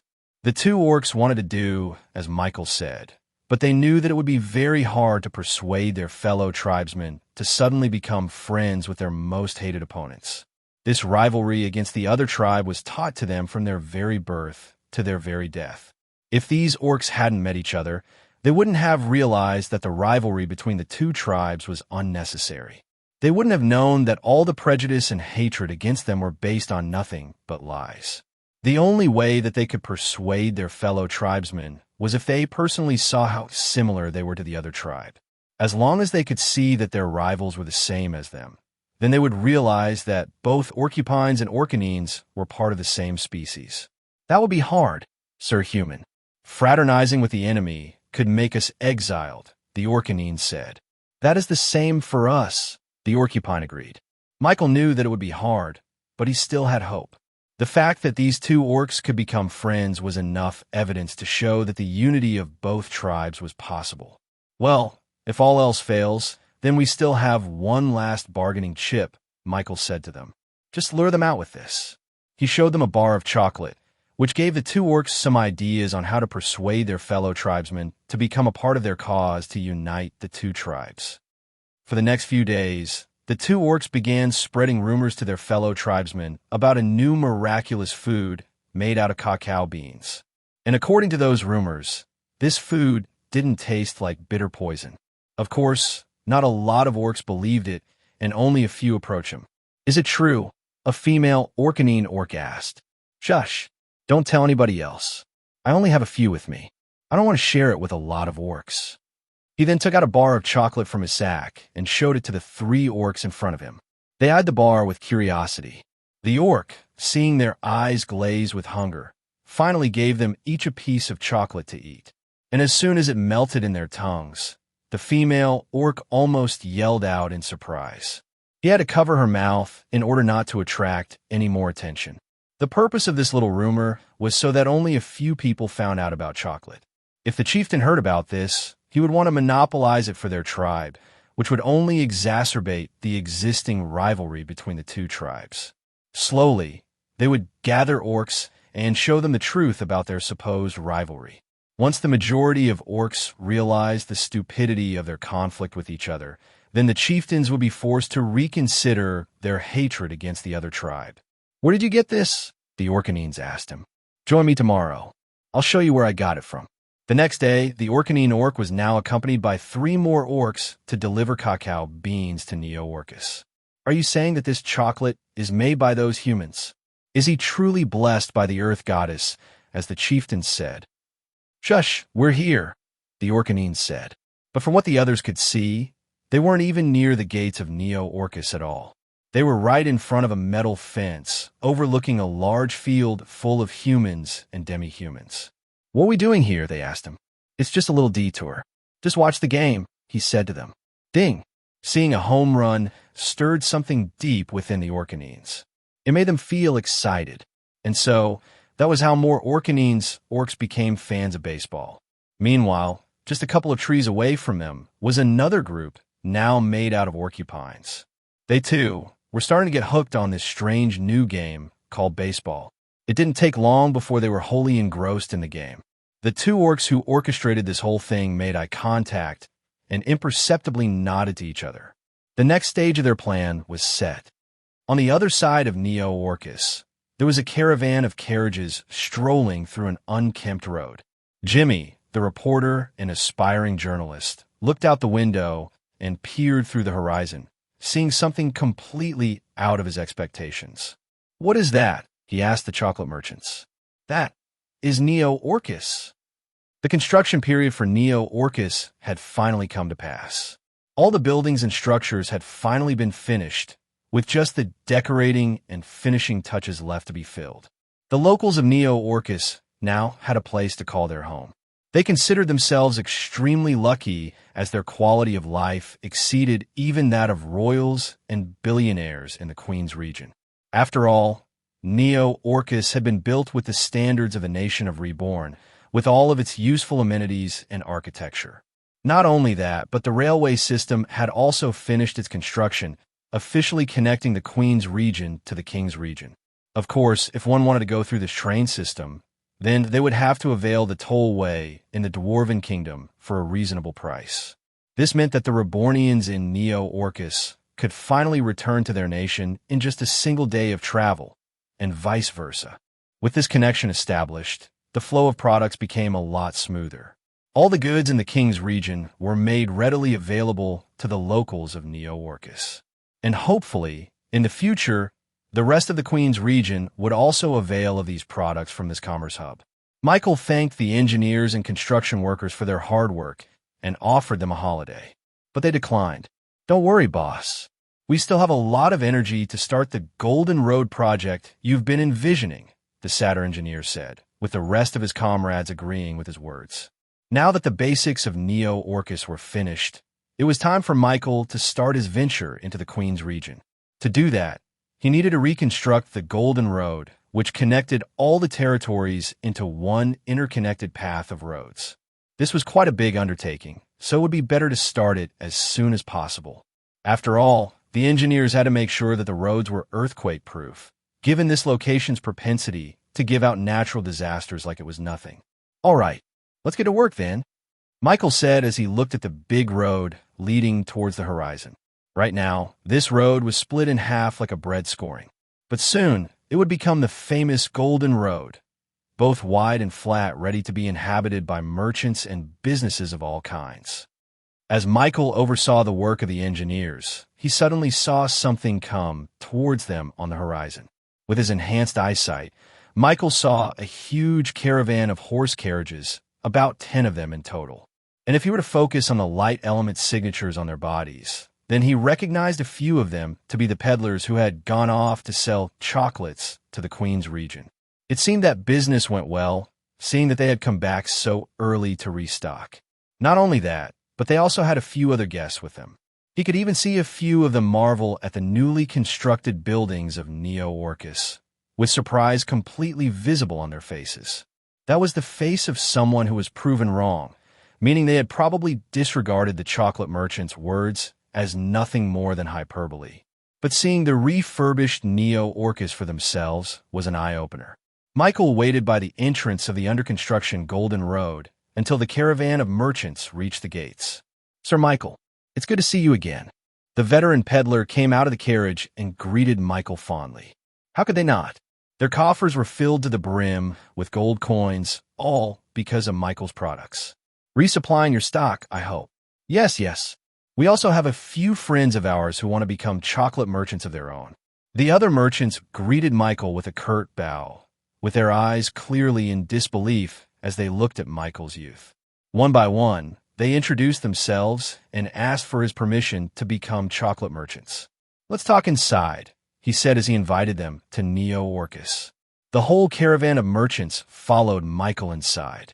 The veteran peddler caught up to Michael and pointed back at a youthful man in their midst.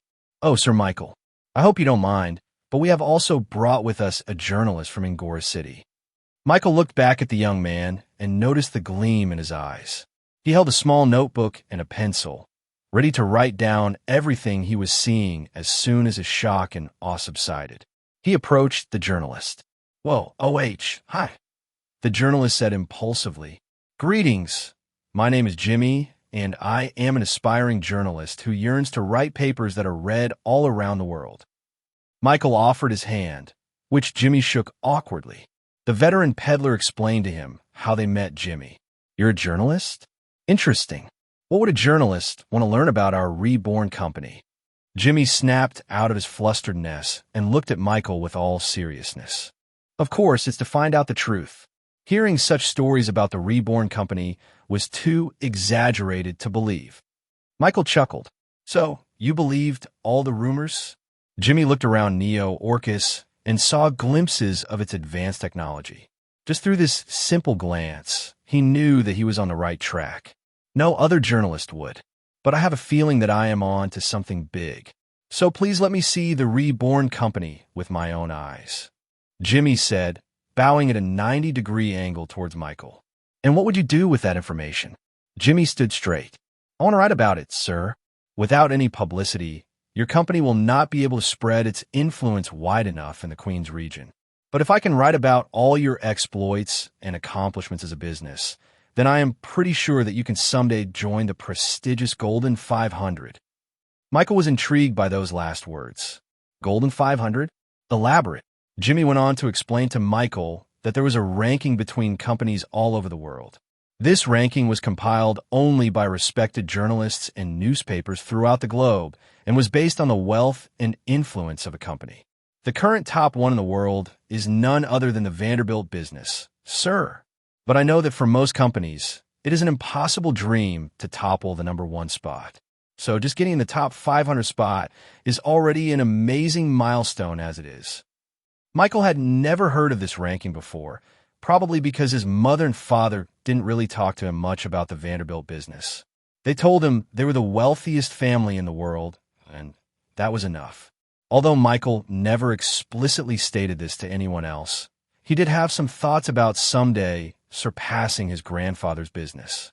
And with the way his company was growing, he thought that there was already a big chance of that happening in the future. Jimmy, what's our ranking? Michael asked directly. The junior newspaper journalist was a little bit awkward as Michael asked him that question. Although he wanted to tell the truth, he didn't want to offend the young master. He didn't want to get kicked out of Neo Orcus. Just tell me. I won't be mad. Jimmy cleared his throat and said, unranked. But from what I saw with the chocolate products, you stand a very good chance of breaking through the top 500 spot. It is very possible.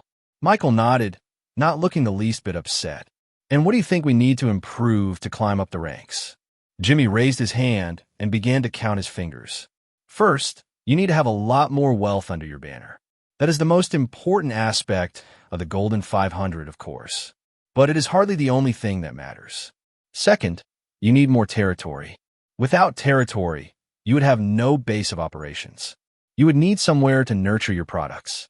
I think that you need to expand further beyond Neo Orcus. This place is too small. And third, you need security. You need people to protect the territory that you have. This one is not that important in the current state of the world, but there are always accidents, disasters, and unfortunate dealings in the world. So, it would be best if you had people to protect your wealth and your territory. Michael listened to Jimmy's list and nodded. His thoughts were completely unknown to the anxious reporter. I have not offended you, have I? Michael waved off the young man's concern. No way. In fact, I should thank you. I have learned something good. Well, why don't we continue with our tour to Neo Orcus? Jimmy wiped off the cold sweat on his forehead. He thought that Michael would be mad that he didn't appraise his company a lot higher.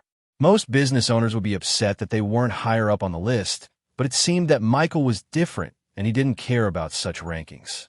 And so, Michael began guiding everyone in Neo Orcus. He first showed them the chocolate factory and the cookie bakery. It had expanded quite a lot, now with a lot of Rebornians working in tandem with Beth as the main leader of the whole operation. Everyone was quite stunned as they saw the efficient production in the factory. This was the first time they ever saw conveyor belts and giant industrial-sized mixers and tubs working with extremely large batches at a time. They all watched as hundreds upon hundreds of cookies were being baked simultaneously in the large oven. Once it was done, the cookies were dumped into a storage bin where the workers collected and packaged them. What? There's no way this is possible. Of course, this was the first time that any of these Queens region locals saw electricity working in their lives. That energy comes from a new steam factory near the Dwarven Kingdom. Michael explained nonchalantly. Oh yeah, Why don't you guys come with me to the new train station? I'll show you the Dwarven Kingdom as well as the nation of Reborn. Now, Jimmy and the merchants were all too stunned and dumbstruck upon seeing these amazing works of inventions, too surprised to even say anything else. They all had their jaws wide open as Michael guided them to the train station. They couldn't speak as they entered the train.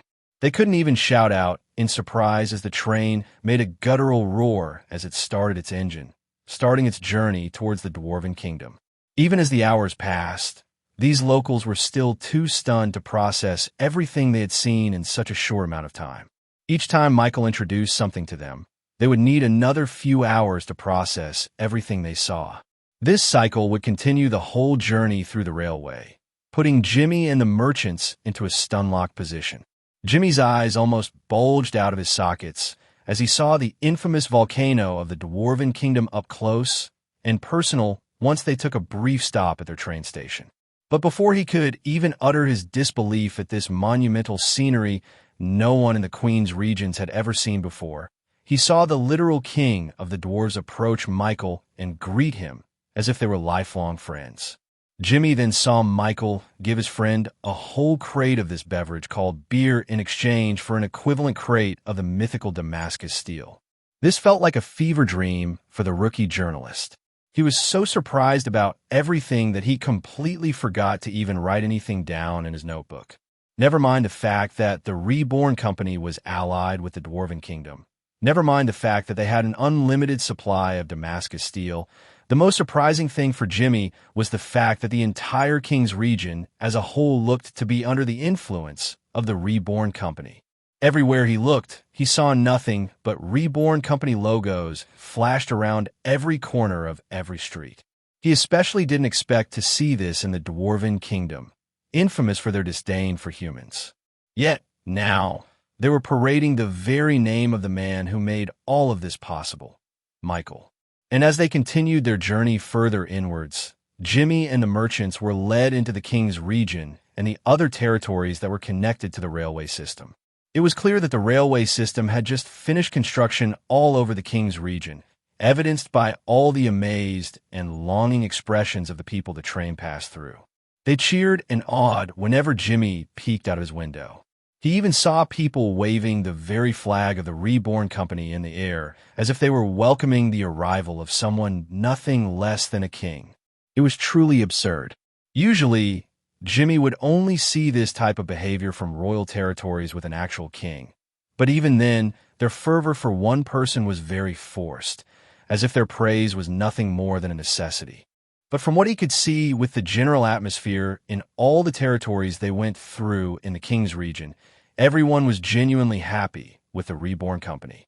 It was crazy for him that a simple company would be able to spread its influence all over a region with such positive reactions. People welcomed the Reborn products, choosing to use them in their daily lives. Be it shirts, stores, toys, or even food, everything had the Reborn company name on it. How do you create so many products? I thought you guys only sold chocolate and cookies. Michael shrugged. It's all thanks to my citizens, of course. We have a lot of factories and production facilities in our nation. I'll give you a tour of them later. After gaining a lot of money and influence in the King's region, Michael decided to expand the selection of products in their company. It didn't matter if he didn't invent them. He would create an entirely new design or an innovative way of producing them much faster than anyone else. If Michael wanted to have a sense of monopoly over the King's region, then he would have to fulfill all the needs and wants of the citizens there. Food, materials, jewels, clothes, and everything else. Michael wanted the Reborn company to produce it. Thankfully, the nation of Reborn had expanded a lot to accommodate all of this workload. It also helped that they had unique powers to help increase productivity, such as the mithril artifacts, as well as the musician buffs. Once Michael explained this to Jimmy and the chocolate merchants, they couldn't help but be stunned into silence once again. Not even the Vanderbilt business had this kind of influence and reach in the Queen's region. It felt like the whole entirety of the King's region was under Michael's hands. That was the impression they got from touring every territory connected to the railway. After a few days of consecutive surprises, Michael finally gave them one last bombshell. the nation of Reborn. Although Michael had been talking about the nation of Reborn quite frequently during their travels, Jimmy regarded it as nothing special, thinking that it was just a small headquarters for their company. After all, most companies in the Golden 500 had their own country, which was just a place where all their employees gathered in one place. But once they reached the so-called land of paradise, they couldn't help but stop and marvel at the enormity of their nation. Even the most normal of houses here looked even better than the mansions and castles of royals in the Queen's region. Not only that, but the level of advancement in this place was something only seen in fantasy books. Automobiles were a lot more widespread, with the roads being filled to the brim, with cars moving from one location to the next at relatively fast speeds. And even though Michael explained to them about electricity, they still couldn't figure out how it was able to power a mini sun in each and every home in the nation, or how a metal box was able to produce winter-cold air out of nowhere. After touring the commercial area of the nation, Michael led them to their production center located further out into the desert. Jimmy and the merchants saw large rectangular buildings lined up in the desert, reaching out into the very horizon. This is our factory where all of our products are being made. It ranges from food processing, metallurgy, or clothing, Michael explained. What are we looking at here? Jimmy asked, still unable to wrap his head around the immensity of operations in this place. Ladies and gentlemen, you are looking at the Industrial Revolution. Michael used the techniques and plans of the modern era from his previous life to make production as efficient as possible. Of course, it couldn't be helped that there would be some smoke leaking out into the skies. There were voluminous amounts of white smoke coming out of the vents and rising towards the large cloud in the sky. But instead of polluting the air, a strange cumulonimbus cloud seemed to suck up all this smoke, making itself grow a little bit bigger each time. I'm already feeling more mana from the cloud, Michael commented. He was incredibly thankful that he discovered this mutated cloud that ate smoke and released elemental mana. If not for these, then he wouldn't be so brazen in his construction of so many factories. So, what do you guys think about my nation as a whole? He asked Jimmy. The rookie journalist shook his head in disbelief. Not even the most eloquent of reporters would be able to describe everything about the Reborn company. If I tried, I'm sure that it would only be a pale illustration of the real thing. And even then, I'm not sure that anyone would even believe anything I write. No one in the Queen's region would ever believe a fraction of what he planned to write in the paper. Jimmy was sure that it wouldn't even be published. His bosses would accuse him of making things up. This was how absurd everything was in the King's region. After the week-long tour, they made their journey back to the Queen's region via railway. It took them less than 2 days of travel before they arrived at the train station, welcomed by the Dragonborns and the locals of Neo-Arcus. Jimmy thanked Michael for giving him a deep insight into the inner workings of his company. It was already late in the night, with a midnight oil burning. Yet, Jimmy couldn't sleep. He got up off his bed and went to the desk, staring at the empty blank page in his notebook as he tried to absorb his thoughts about the Reborn company. First of all, his previous assumptions about them were terribly wrong. He thought they were an upstart company that had their start in Neo-Orcus. As it turned out, it was just their expansion. They were already well-established in the King's region. Even well-established seemed more of an understatement. They ruled King's region was the more appropriate term.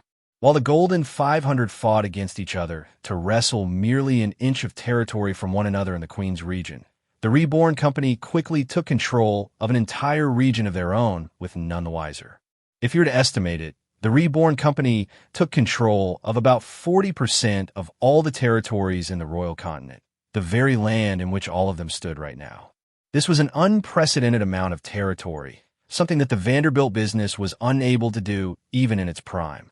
Sure, they had territories all over the world, but they had never taken control of such a large space in the royal continent. No company was able to do so until Reborn. Just from this fact alone, Jimmy was sure that the Reborn company was already part of the top 250 of the Golden 500.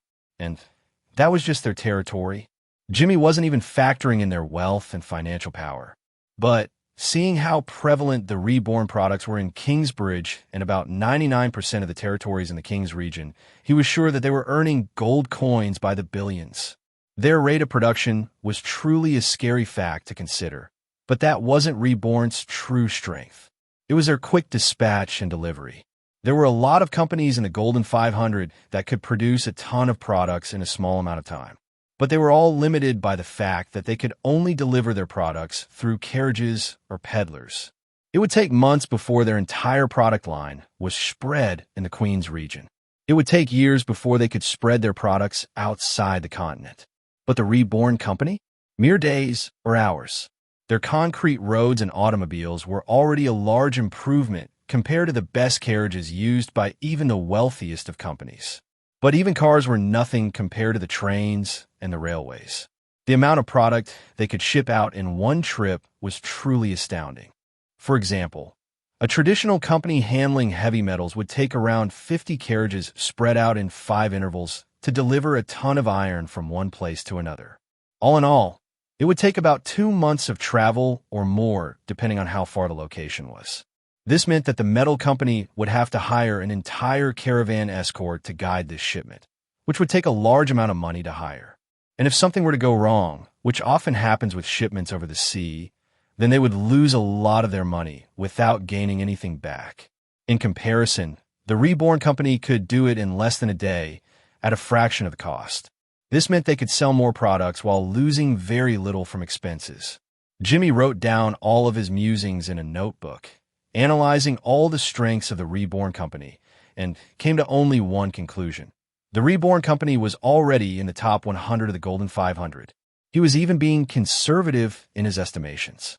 If you're being honest, then they would be even higher up on the list. But for now, he was 1,000% sure that the unofficial ranking of the Reborn company was number 100. Officially, though, they were unranked just like all the up-and-coming companies in the Queen's region. They would have to prove little by little that they were deserving of that top 100 spot. There's just one last thing, Jimmy muttered to himself, on the matter of security. As a local from Angora City, he knew a lot about physical strength. After all, their city had both top-notch mages and fighters in their midst. It was all thanks to the Magic Tower and the nightly court in the city, nurturing amazing talent yearly. After their graduation, they would usually get recruited by companies and businesses in need of protection. The more talented a fighter was, the better offer they would get in terms of salaries and benefits. So, only the wealthiest companies could afford the best knights. Some well-established companies nurture their own security, but for normal companies, recruiting knights and mages from the Order of the Guild of Arcana was how most companies got their security. As for the Reborn company, Jimmy did see a glimpse of them nurturing their own form of security. And that was the Dragonborns. Jimmy had never seen their species before and was unsure of their natural talent. But by the looks of it, they were Michael's personal security detail. So, he decided to find out exactly how powerful these Dragonborns were. Thankfully, it seemed that there were daily sparring sessions in Neo Orcus involving some Rebornians and the Dragonborns. Michael woke up early in the morning and flew directly to the sparring area just on the outskirts of Neo Orcus. There were early birds already working up a sweat as he touched down on the barracks, which were chock-filled with wooden training weapons. As expected, Shiina was part of the morning risers, with only 5 arrows left in her quiver and the rest sitting squarely in the bullseye. She never missed. Not a single one. Michael walked up next to her and picked up a bow, an arrow of his own. He had very limited experience shooting with this weapon, but he did have the combined knowledge and expertise of all professional archers during the modern era. And it was all thanks to ChatJK3, downloading directly to your brain, activating critical eye skill. Suddenly, his posture straightened, his grip on the bow tightened, and as I aimed down just above the bullseye, which compensated for the wind and the distance of the shot. Thump! The arrow pierced right into the bullseye. Shiina clapped for Michael and congratulated him on a wonderful shot. But she then proceeded to shoot 5 consecutive shots that pierced through Michael's arrow, splintering it into 1,000 ends. Shiina flashed a cheeky smile to Michael. Ahem, I'm just trying to secure my job, Lord Michael. She knew that Michael could protect himself even without anyone's help. But it would be much safer if he had a deterrent like the Dragonborns by his side. Michael shrugged and gave up. He didn't have any desire to perfect his fighting skills, so he would leave that up to the professionals. As the time passed, more and more people joined the sparring session. Yuna did some light stances with her rapier, stunning everyone who looked in her direction. But like Michael, even though she was perfectly capable of protecting herself, she would rather leave that up to Agnes and her escorts. That way she could focus on her job as a diplomat. The other Dragonborns finally showed up, with the last one being Jakku, who was still yawning despite the sun already nearing its zenith. Michael, as always, just sat by the sidelines with Yuna and Fudge. They spent their time reminiscing about their previous life and how much they missed certain aspects of that world. "You still owe me an ice cream," Yuna said. "I'm trying to," he replied, trying to appease her. "I just haven't found any vanilla as of yet." "Say, you wouldn't happen to know where I could buy it in the Queen's region, do you?" Yuna teasingly glared at him. "That's not our agreement, mister. I provide you with a way to progress your business. You provide me with ice cream. There's a boundary there that cannot be crossed." After a pause, Yuna faced Michael again. "Speaking of which, you told me that you needed a place with a large collection of physical arts, right? After talking to Jimmy, I remembered that Angora City had a knightly court. I know a few high-ranking knights there that could give you access to their scrolls." Michael was ecstatic to learn this. He wasn't familiar with the Order of the Heavenly Knights, so he would have had trouble navigating a friendly conversation with them that could lead to them opening up their gates for him. But thankfully, he had a diplomat friend. "I have some connections with the magic tower there as well. Would you need my help?" Michael shook his head. "Cerberus already introduced me to their tower master." "Must be nice being a prodigy of the mystic arts," Yuna commented. "You're one to speak, Miss Heavenly Knight Apprentice." Yuna flashed him a tongue before leaving to practice with Agnes. Michael was going to continue laying around in the sun when a large shadow cast over his eyes and blocked his view. He looked up and saw the orcs approach him with a meek expression. Sir Human, we would also like to participate in the fight. No matter what you are preparing for, we are dedicated to protecting you." In front of him were about 16 orcs, which were evenly distributed between the Orcupine and the Orcanine tribe. After Michael convinced the first two rebels to convince more of their friends and families to let go of their grudge against the other tribe, the number for the revolution grew bigger. What revolution, you ask? It was none other than the Undercurrent movement that aimed to convince the orcs to disobey their chieftain and their tribe itself to achieve unity between the two tribes. Their numbers had grown steadily over the days. Of course, Michael wasn't denying the fact that the benefits of becoming an honorary Rebornian weren't a factor in their decision at all. But it was clear that the orcs were much more willing to work together with a chocolate bar in their hands. "You want to join our sparring session?" It seemed that the orcs were under the wrong impression. They thought that Michael was going to war or something, especially because of the current sparring session all over Neo-Orcus. But in truth, Michael just wanted the Dragonborns to do something throughout their days. They get quite depressed seeing their fellow Rebornians hard at work while they were doing nothing because their skills weren't suited for construction. "Well, I'm not going to stop you if you want to join the sparring." The orcs slapped their thighs and strummed their quills in appreciation for Michael's decision. They quickly ran over to Agnes, who was instructing the Dragonborns on their current training regimen for today. Michael watched the orcs approach Agnes, who paused for a second as she assessed their current level of strength. She nodded in satisfaction before giving them their respective sparring partners. He was quite interested in how the orcs fought, especially with the difference in fighting style between the two tribes. And surprisingly, the orcs were paired up against one of the elite members of the Montgomery escorts. It was then that Michael remembered that the orcs were originally a race proud of their dominance on the battlefield, not just their weird ritual customs. He had always been under the impression that the orcs' greatest strength was their unique ritual resonance that was quite loud, but mostly harmless. It almost made him forget that orcs were quite formidable fighters of their own league. They were renowned for being the top escort/security options during the glory days of the Golden Road after all. "Let's see what you have in store," Michael muttered to himself as he focused on the orcs. His eyes gleamed showing that even his personal AI assistant was paying attention.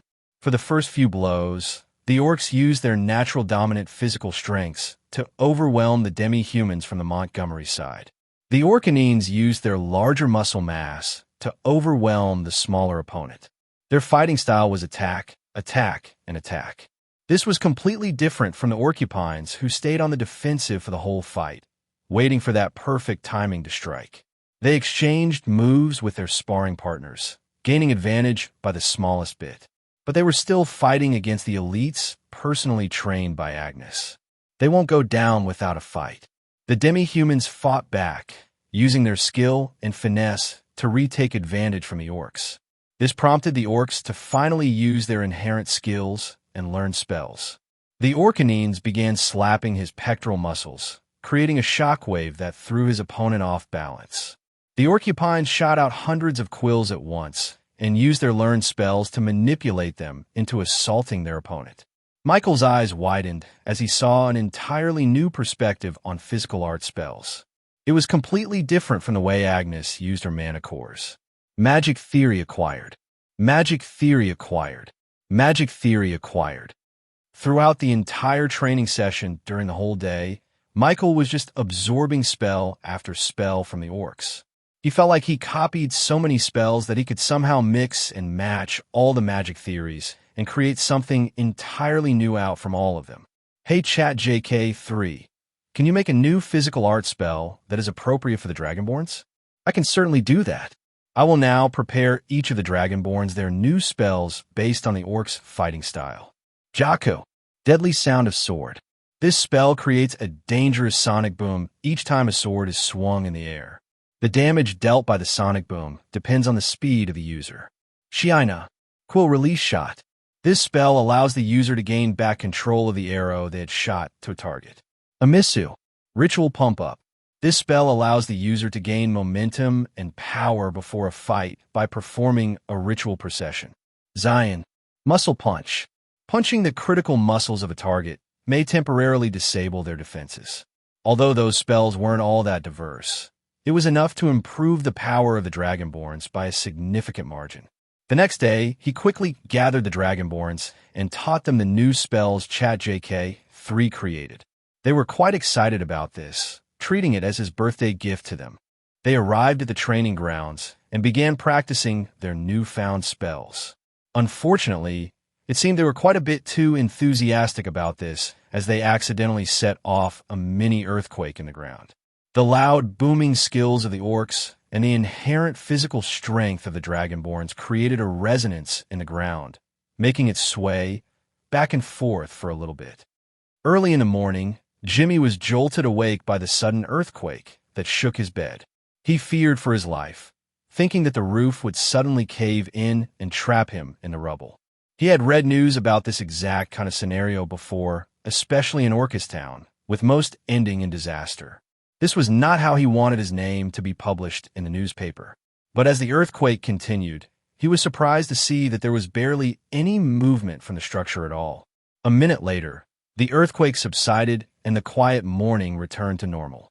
He slowly walked out of his room, expecting to see people panicking from the aftereffects of the earthquake.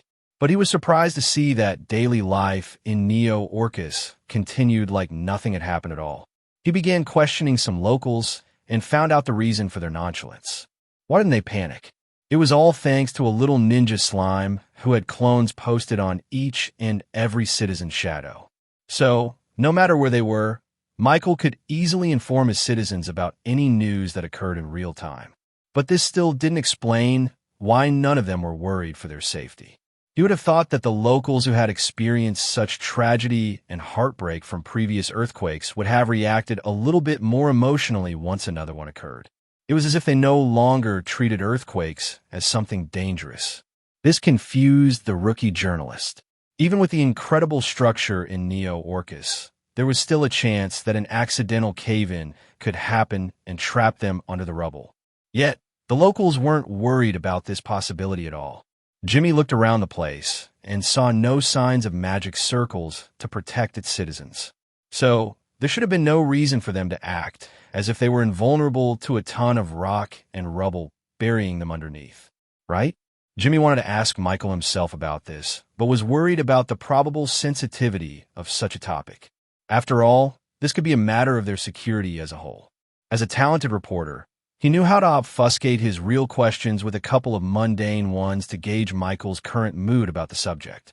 "Oh, are you asking why none of us are worried about the earthquake?" "Yes," Jimmy said enthusiastically. "But if you don't want to tell me, I will be totally fine with that." "Well, the answer is simple. They are invulnerable to that. The absolute unity defense, even if it was the lesser one obtained by each Rebornian, was enough defense to survive against at least a ton of rubble collapsing towards them. Since the weight of such force was only equal to a 1-star spell, boulder throw, as long as the Rebornians were 2-star or higher, then they wouldn't need to worry about such a disaster befalling onto them. Basically, anyone who had been a Rebornian for longer than a month was safe from any natural catastrophe, be it drowning, being engulfed in flames, or being dropped from a tall height. Michael thought it was a pretty good natural defense for his citizens before he found a superior one. He even thought it was just adequate. But judging from the looks every Queen's region local was giving him, there was something wrong with his thinking. "Is that bad?" he asked them. "Bad?" Jimmy cried out. "That's insane. Your citizens just have this kind of defense skill automatically? And why did I just now figure out that you can awaken everyone's talent, both human and demi-human?" Michael thought it was pretty obvious, but Jimmy was still probably trying to process everything he saw in the King's region that he neglected to understand why every Rebornian could wield magic proficiently. "Don't big companies also have this sort of defense?" Michael asked innocently. "No," was the resounding answer. "There are some companies or royal territories that have their own set of defense and attack spells, but they aren't given to just any one of their citizens. Money doesn't grow on trees. They need a lot of resources to nurture their citizens into becoming capable enough to become self-sufficient. They would rather foster a small army to protect their citizens rather than arm tens of thousands of their people to protect themselves." Hearing Jimmy's explanation made Michael a little bit more aware of his nation's specialness. He thought any successful company would do what he did. Michael turned to Yuna. "Is this true?" he asked her. "Yes. That's why I said you're a cheat.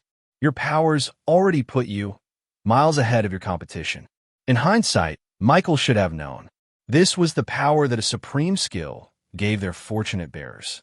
"I guess I'm pretty good then," Michael muttered as if this was the first time he realized it. "I'm sorry to interrupt, but the fact that you can create customized physical art skills should have been your first clue," Agnes butted in. She recognized the Dragonborn's new spells taught by Michael. Although different, the basis of power was extremely similar to the ones that the orcs displayed just a day ago. "You must have created those spells in one day, am I correct? We have never seen their spells till yesterday." Yeah, but can a high-level physical arts master be able to do that as well?" he asked, completely clueless. "No," was once again the resounding answer. "Technically, they can do it, but not as fast as you were able to do it," explained Agnes. "One of the prerequisites in becoming a title knight was to create your own physical art spell. Normally, it would take them 1 or more years of tedious research and painstaking practice before their new technique was judged by veteran knights. It's basically their thesis paper," Yuna whispered to Michael. "How would you feel if someone just printed a 100-page technical paper in one night?" Michael graduated at a time when AI wasn't a thing. So, he understood clearly how hard it was to write a thesis in a month, much less a day. With the territory conquered by the nation of Reborn, with the wealth you accumulated and will accumulate in the future, and with the foolproof defense of every single one of your citizens, I can only say that your company has the best chance at entering the top 10 of the rankings. Jimmy had to sit down on the ground as he realized the magnitude of what he had just discovered. "I don't know if I'm lucky or unlucky that I'm the first journalist to have a chance at publishing this story. This may be the best up-and-coming story in the current world, but maybe unbelievably so. Unless they see the current state of the King's region for themselves, I'm afraid it would be hard for them to believe such a story. But worry not. I will do my best to spread the news with my captivating writing. I'll spend my entire career following your company. You can count on that." Jimmy made a declaration of intent, which Michael was glad to hear about. I guess you'll be the nation of Reborn's first correspondent, Michael said. I will make sure that your company's ranking in the Golden 500 will be published worldwide. That's my goal. Yuna approached Michael. This is good for you. Having a published ranking will do well when negotiating with other territories. It makes your influence a lot more solid and makes my job so much easier. Seeing no downside, Michael shook hands with the rookie journalist. We'll work together then. You can have full access to the nation of Reborn as you do your research. That's great. I'll work on it right now. Jimmy scooted off to his guest house and began to prepare a worthy publication that would introduce the Reborn company to the Queen's region. Meanwhile, the sparring session continued normally as it would. The rebel orcs were a bit late in their arrival because they had to sneak out of their tribe, but they still had enough time to spar and play a bit of baseball before the sun set. They were going to spar with the Dragonborns, but Fudge seemed to have other plans. Master, can I please have the orcs as my assistants? Fudge said, hopping on top of Michael's head. What will you do with them? He asked suspiciously. Well, Master, I sensed a bit of their talent in the shadows. Fudge inherited Michael's golden nose skill, so he had a sense of which people were talented based on intuition alone. Are you sure about this? Michael asked the ninja slime. Yes, Master. After pretending to be the snake tempter sent by the goddess, I found out that they had a natural affinity to shadows as well. It's not just one or two of them, it's all of them. So let me get this straight. You want the orcs to become ninjas like you? Michael asked, trying to make sense of it all. You got exactly right, Master. They already like me, so they will do as I say. Michael looked at Fudge with a serious face. You want the orcs, the big and intimidating demi-humans, to become one of your sneaky little ninjas? He couldn't imagine a scenario in which the orcs tiptoed in the darkest of nights and tried to infiltrate a room without anyone knowing. Just their immense weight alone would send even a metal floor creaking with a loud sound. It's all right, Master. They can become good ninjas like me. I'm sure of it, Fudge said, his voice emanating an unusual confidence. Fudge was rarely wrong about this thing, so Michael gave him the benefit of the doubt. All right, but don't get too overboard with this. Michael then saw the violet slime hop over to the orcs, who quickly kneeled after seeing the slime's presence. It looked like his infiltration as the messenger of the goddess worked entirely too well, as they were treating him with reverence even when he was no longer the snake tempter in their sacred grounds. He was sure that with Fudge's skill, they could eventually make a good group made out of the best ninjas in the world. This whole thing made Michael think about the importance of security. Jimmy seemed to have a good sense of its importance, but Michael never really bothered with it before. There wasn't really any need for it back in the King's region. Sure, there were a few instances in which force was needed to make things more peaceful, but nothing too much. But it looked like physical strength was far more important in the Queen's region. He walked over to Yuna and asked her exactly about this question. This world is still stuck in the medieval times, she said. So, there are some times when conflicts are resolved through wars or physical fighting. It's not as prevalent thanks to my grandmother's efforts to lessen deaths. But of course, there are still conflicts that cannot be solved through diplomatic options. So, do you think that we will face a lot of conflicts in the Queen's region? He asked her. If you want to expand your company, then you'll have to get your hands dirty. Michael's eyebrow raised. He didn't think he would have to do that. Seeing his curious expression, Yuna went into further detail about her words. You don't know about this, but the land in the Queen's region are a lot more magical and mysterious in nature. There are always discoveries being unearthed in different territories, most of which are up for grabs by anyone. Sometimes they find gold and a few other important minerals, which, don't get me wrong, still warrants a war between companies on who would be able to lay claim on the discovery. Usually, it would be settled with a behind-the-scenes agreement between the different parties. But there are a few discoveries that are far too valuable to share. For example, a pocket dimension left behind by a previous civilization would have even the top 10 companies vying for control. If you want to get an inheritance left behind by a 9-star wizard, then you would either have to negotiate with the Guild of Arcana or be the first one to loot it before anyone even finds out that it existed in the first place. That's why physical strength is key to becoming one of the top companies in the world. You have to have the power to monopolize all the good discoveries in the land, or else you'll be left behind. Michael's eyes were opened with Yuna's explanation. The Queen's region was a far more exciting place filled with a lot more mysteries than he thought it to be. Pocket dimensions? Inheritances? Vaults? Tombs? It was practically an adventurer's dream to hear those words. Even if Michael wasn't an adrenaline junkie type of guy, he was still intrigued to find out what kind of treasure was buried under those lands. I'm always at your service to help with anything you need, Michael. And it looked like ChatJK3 was excited as well.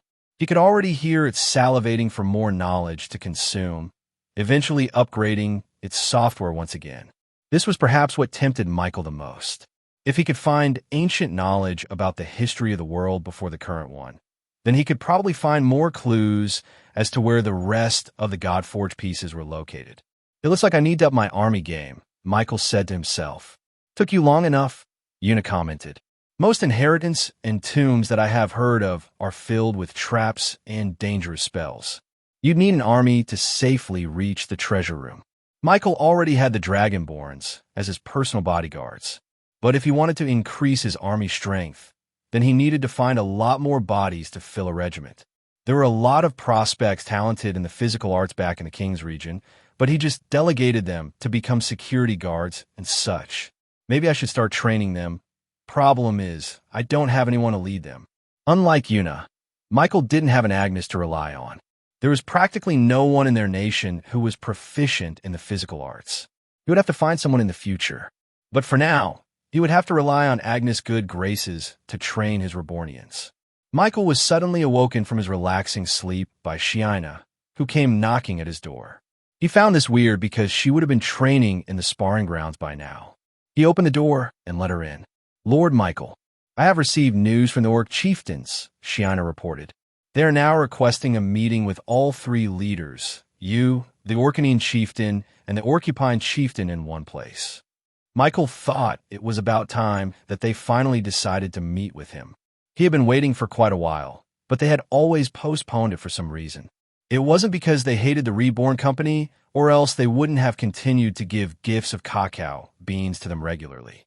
He only found out a while later from Fudge that the chieftains were trying to gain his favor first before going on a meeting with him. They thought that if he liked their tribe instead of the other one, then it would be more likely for him to give them his support and eventually kick the other tribe out of the forest. Of course, Michael wasn't going to let that happen. Both tribes were important in his chocolate business, as they were the only ones who could protect the sacred cacao trees from the eventual earthquakes that would plague this territory. Okay, set the date, he said to Shiina, who bowed and left his room. A while later, she came back to him and told him that the orcs agreed on a meeting tonight set in a neutral part of the forest. They requested the meeting to be completely confidential. Should I reject their request? Michael shook his head. No, this is good. If they have their own guards with them, then it would be more likely for them to fight it out against each other. He could already picture what would happen if both orc tribes were allowed to bring their own people. He reckoned that the meeting would turn into nothing but a screaming match between the two chieftains' tribes. All right, Lord Michael. But just for your safety, we will be posted near the meeting place undetected from anybody. We will be asking Sir Fudge for his help on this one. Shina's voice was one of insistence. She would not take no for an answer regarding his safety, even though there was no danger to be had in the meeting. The orcs may be brash and loud, but they were not violent beings in nature. Michael didn't argue with Shiina and let her plan it out. All he had to do now was to prepare for the meeting. He had to make sure that he had enough leverage for the chieftains to agree with his plan for their tribe's unity. A few hours later, the sun had finally set on the horizon, leaving just a sliver of light from the moon shining down on the forest. Even though darkness was supposed to fill the ground, there were actually torches placed around the trees, which guided Michael toward their meeting location. The flickering flames of the torches gave the atmosphere in the forest a more tribal feel. Michael thought he was walking into one of those popular survival TV shows in his previous world, where people would get kicked out of the show through a voting period. He just hoped that none of the tribes would be kicked out of this meeting. As he walked closer to the meeting place, he sensed two distinct auras of life mana in front of him. One was burning hot life mana, while the other was a cool and calm life mana. Both of them were strong in their own right, but were completely different from one another. As he stepped into the open meeting place with a huge bonfire in the middle, the two orc chieftains finally took notice of Michael, and Michael took notice of them. The Orcupine chieftain looked just like the other orcs in his tribe, but his quills and spines looked a lot sharper and a lot more solid than the rest of them. Michael could tell that those could puncture through solid metal without much problem. The Orcanine chieftain, on the other hand, was a lot bigger and buffer than normal Orcanines. The mane around his neck was a lot bushier too, with his wolf ears completely decorated in golden paraphernalia. It was clear from their stature alone that they were the strongest orcs in their tribe. The two chieftains looked just about ready to shout to one another before Michael arrived. And once he did, they turned to him and showed him the best smile they could ever physically do. "Welcome, human. No, I welcome you." A thunderous lightning flashed between the two orcs' eyes as they glared at each other. "Ahem. I requested this meeting between you chieftains so that you could settle your differences, not reignite them," Michael declared. "Settle my differences with this coward?" The Orcanine chieftain sneered. "There is no such world in which I would ever do that. See how arrogant he is, human? It would be better if you align with our tribe instead of them," the Orcupine chieftain retorted. As Michael feared, the two chieftains were so caught up in their rivalries that the meeting couldn't even last for a minute before it escalated into a screaming match. Should I throw my secret weapon? Michael thought to himself. He was about to throw a bar of chocolate in their feet, when all of a sudden, Michael heard a whisper from the shadows. "PSSSD Master." Michael looked at the tree nearest him and saw a peculiar violet snake wrapped around one of its branches. "Fudge, what are you doing here?" "Master, I was able to find something interesting in their tribes. They hid it quite well, but I think I know the answer as to why the two chieftains hate each other so much." He leaned in closer to the snake, intrigued at this game-changing information. They used to be blood brothers who swore to protect a relic from the ancient times that was said to hold untold power. They said that their ancestors received this as a gift from the dwarves until they lost it. "Master, they used to own Mithril."